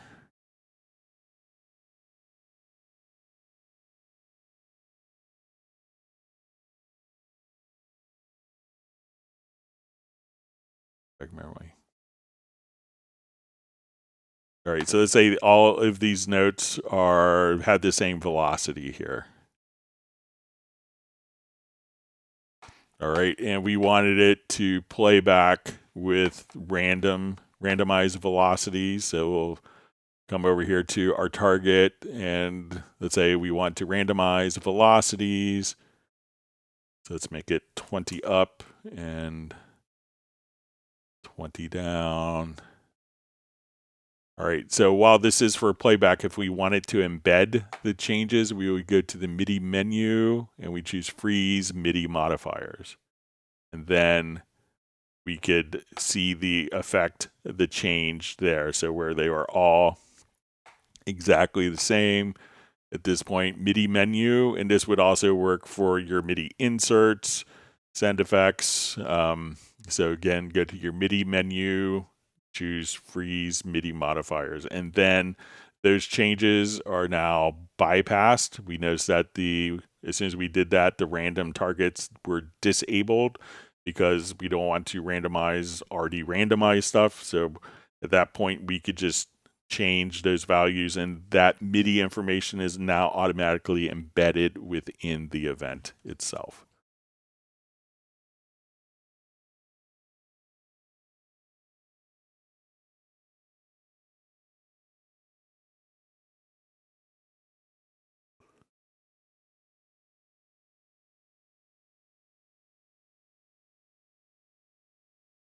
Okay, see Sable says she's wrestling with the Spark 2 speaker output right now. I have both Spark and Spark 2. It's not one thing, it's another. Sorry about that.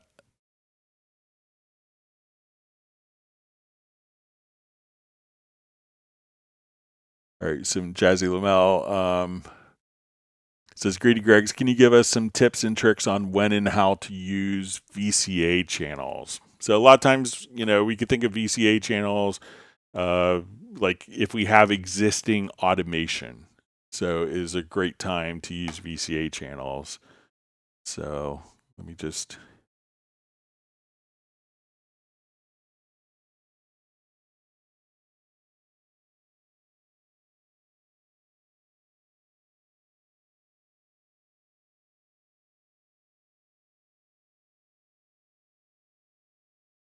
Okay, so a VCA fader is, a lot of people will liken it to a group, but let's say we want to...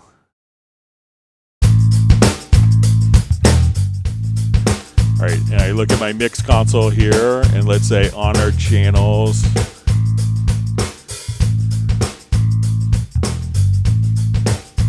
we have lots of automation. We can see our drum tracks kind of going up and down in contrary motion. And let's say for my snare, I'm going to just come over here and let's add a reverb to this.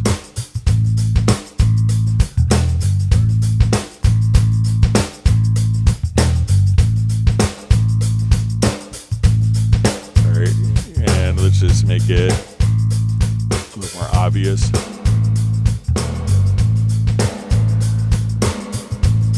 All right, so we have automation, but let's say my drums overall are too loud. So when we do a group track, the group track sums it. But if I bring the group track down, unless I had my drums set to pre-fader, it may adjust the gain state, the gain going into my mix. So let's say... So if I come over here, let's say I have all of my drums, I'm going to assign these to a group track. So we're going to add a group track to the selected channels. We'll make it stereo. And when we do this,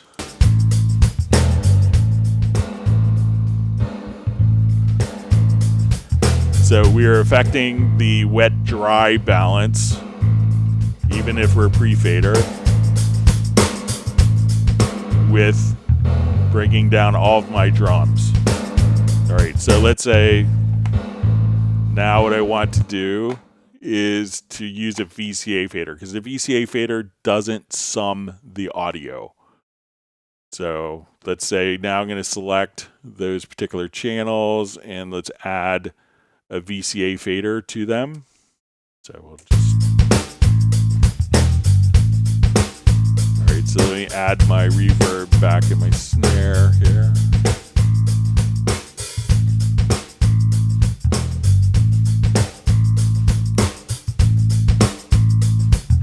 Again, we'll make this pretty obvious.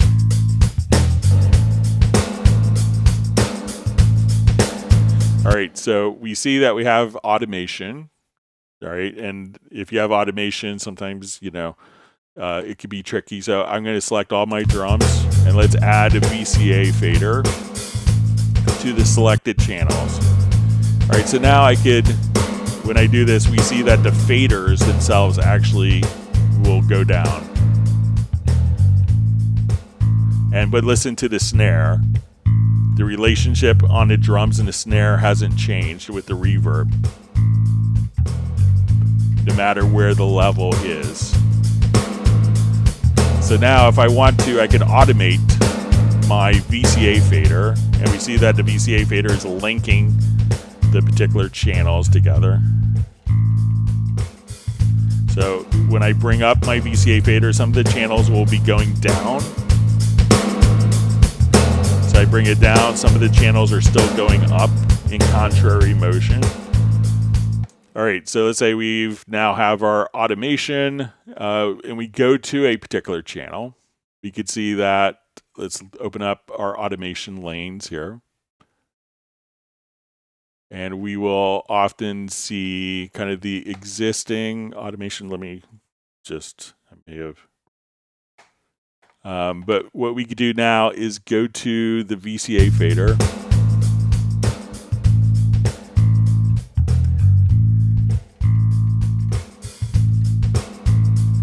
And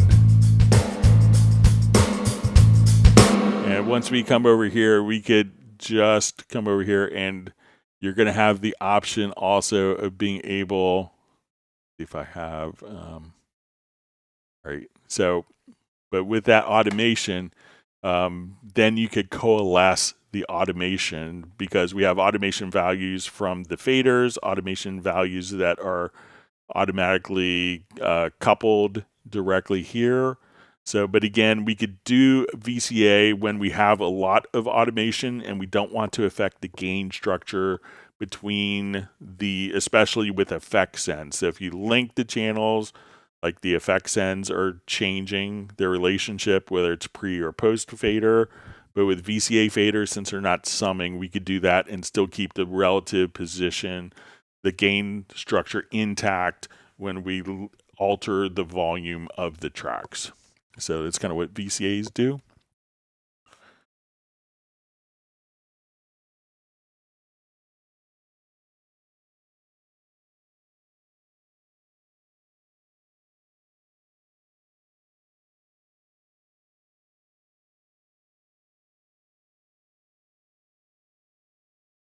Okay.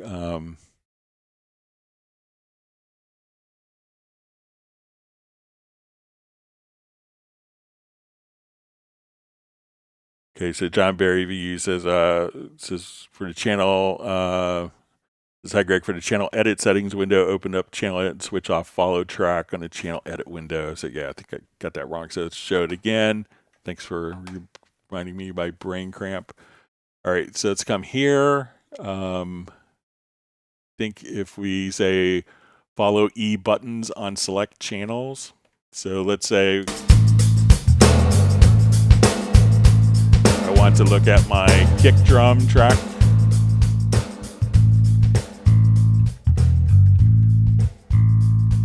And let's look at the bass part here.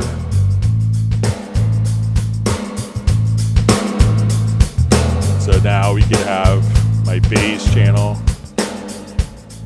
and see my kick simultaneously. So that's how you could do it there. So you just go to the drop down window here. Thanks, John, for reminding me of that. So right here, and then you could have multiple channel strips open simultaneously.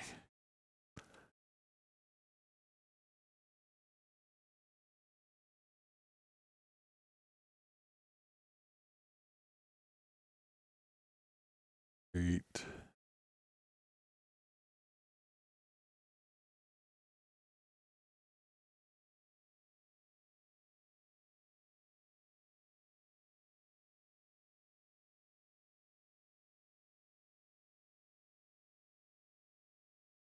All right. So we see from BZ Dallas, what's the gold read and write button on tracks 4? I write automation on red.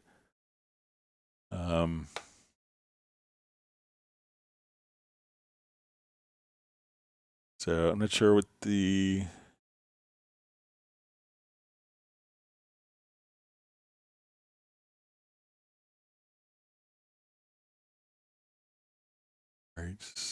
find it's the gold read and write button tracks. I write automation on red.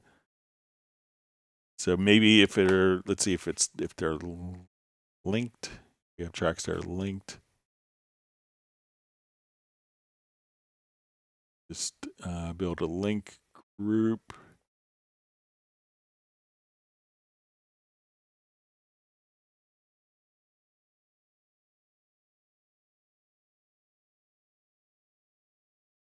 All right, what's the gold? So I'm just seeing it as red and green for the read and write automation. I'm not sure if, let me know if this is the area where you're seeing it, the gold color.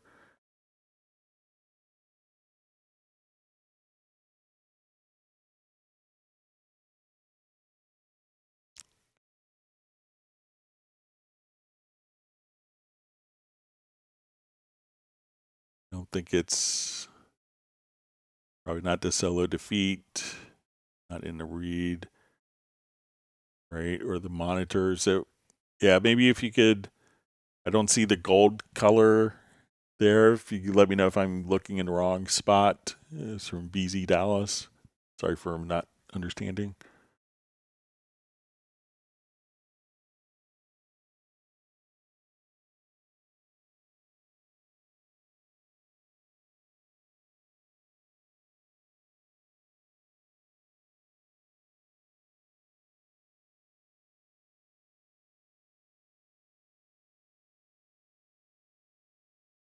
Great.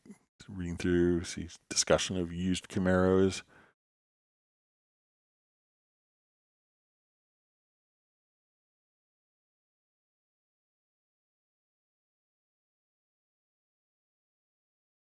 Okay, reading through comments.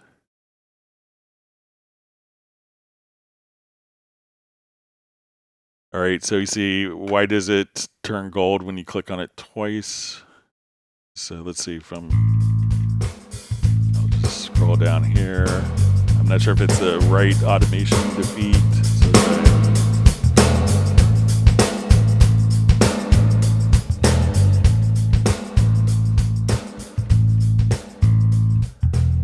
all right, let's try a new track, see if it does the same thing. Maybe it's indicating that automation is being written on that particular track, even if other tracks are record enabled. So let's try to add 2 audio tracks here.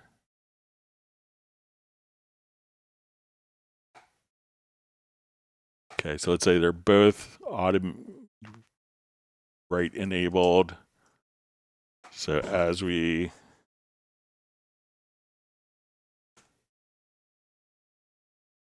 say, well,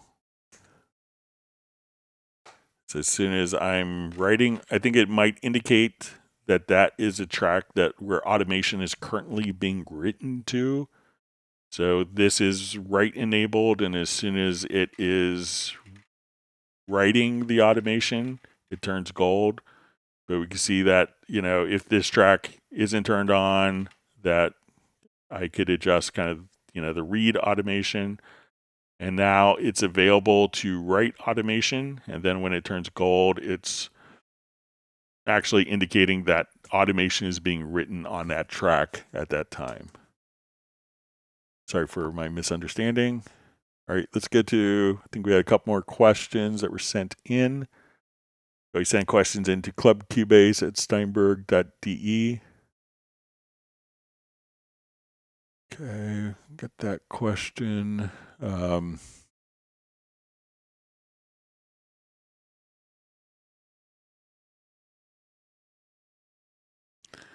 right, so we see, says, hello, Greg, hope you're well. A while ago, I noticed that sometimes I ended up with extremely low audio capacity in Cubase 15 Pro. My computer's an iMac M3 with 32 gigs of RAM, OS X Sequoia. I found out what the problem was. When Cubase is running and the screenshot and the screensaver is active, the backup program Time Machine, that the system is inactive and starts to back up. Almost all audio capacity is lost.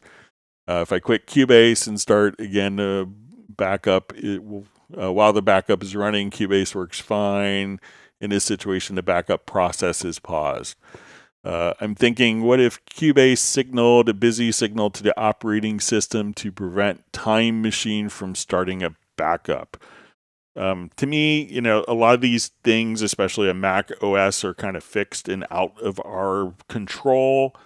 So I think a lot of it, if something is going on, like some stuff could be a bit crippled for security reasons, especially on Mac OS, so that we can't, like Time Machine. I don't think that, we could do anything to prevent a Time Machine backup from being engaged. You think that playing audio, even with the screensaver active, would, indicate to Time Machine. So I think it's probably going to be more of an Apple issue. I will check with some of our developers while I'm in Hamburg in a couple weeks to see if they have any idea. All right. Next question says, I have a kick drum which sounds pretty good, but I decide to add a kick channel preset. After adding the preset, I determined I like the way it was before. Is there a way to remove the preset and revert the original? All I see I can choose is another preset, but can't find any way to revert to an original preset. Okay, so let me open up a different project here.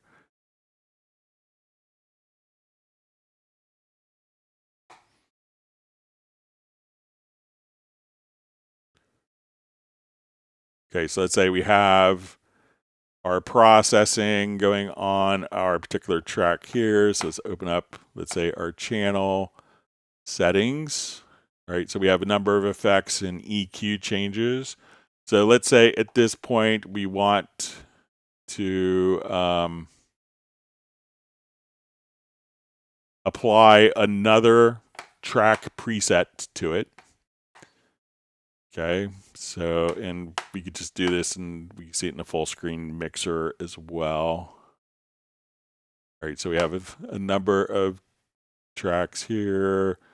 So let's say we have our inserts, we're doing on this track. So I'm going to load a track preset. So we'll go to presets, track presets. I'll just grab an audio preset and we'll drag it over. And we're going to notice that probably the EQs, all these different functions will change. Let me just open this up so you see the EQ, inserts, our levels. All right, so I'm going to drag this track preset over, and it's going to overwrite all of those settings. Right now, to get back, there is a separate undo history in the mixer.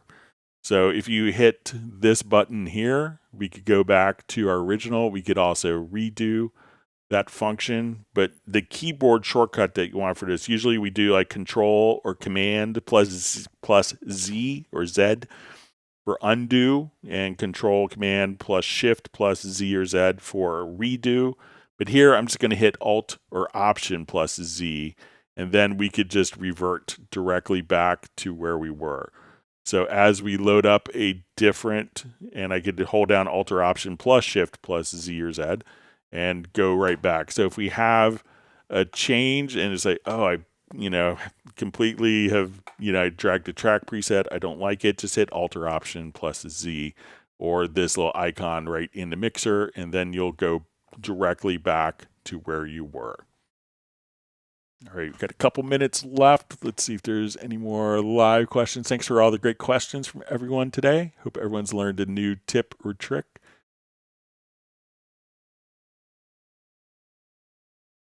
All right.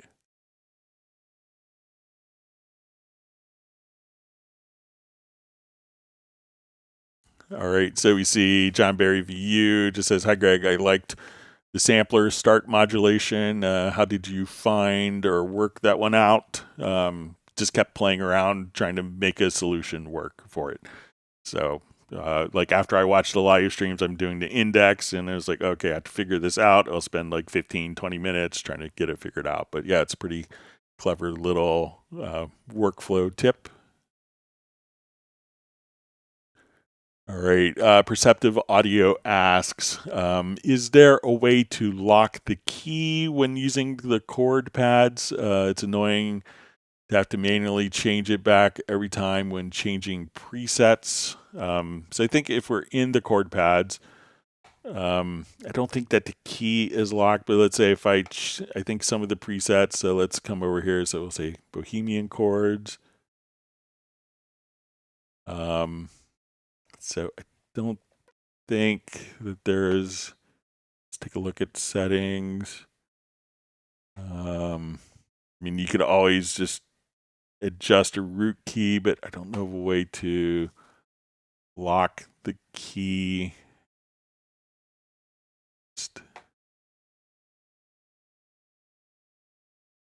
Yeah, so I think sometimes just loading that up, but let me.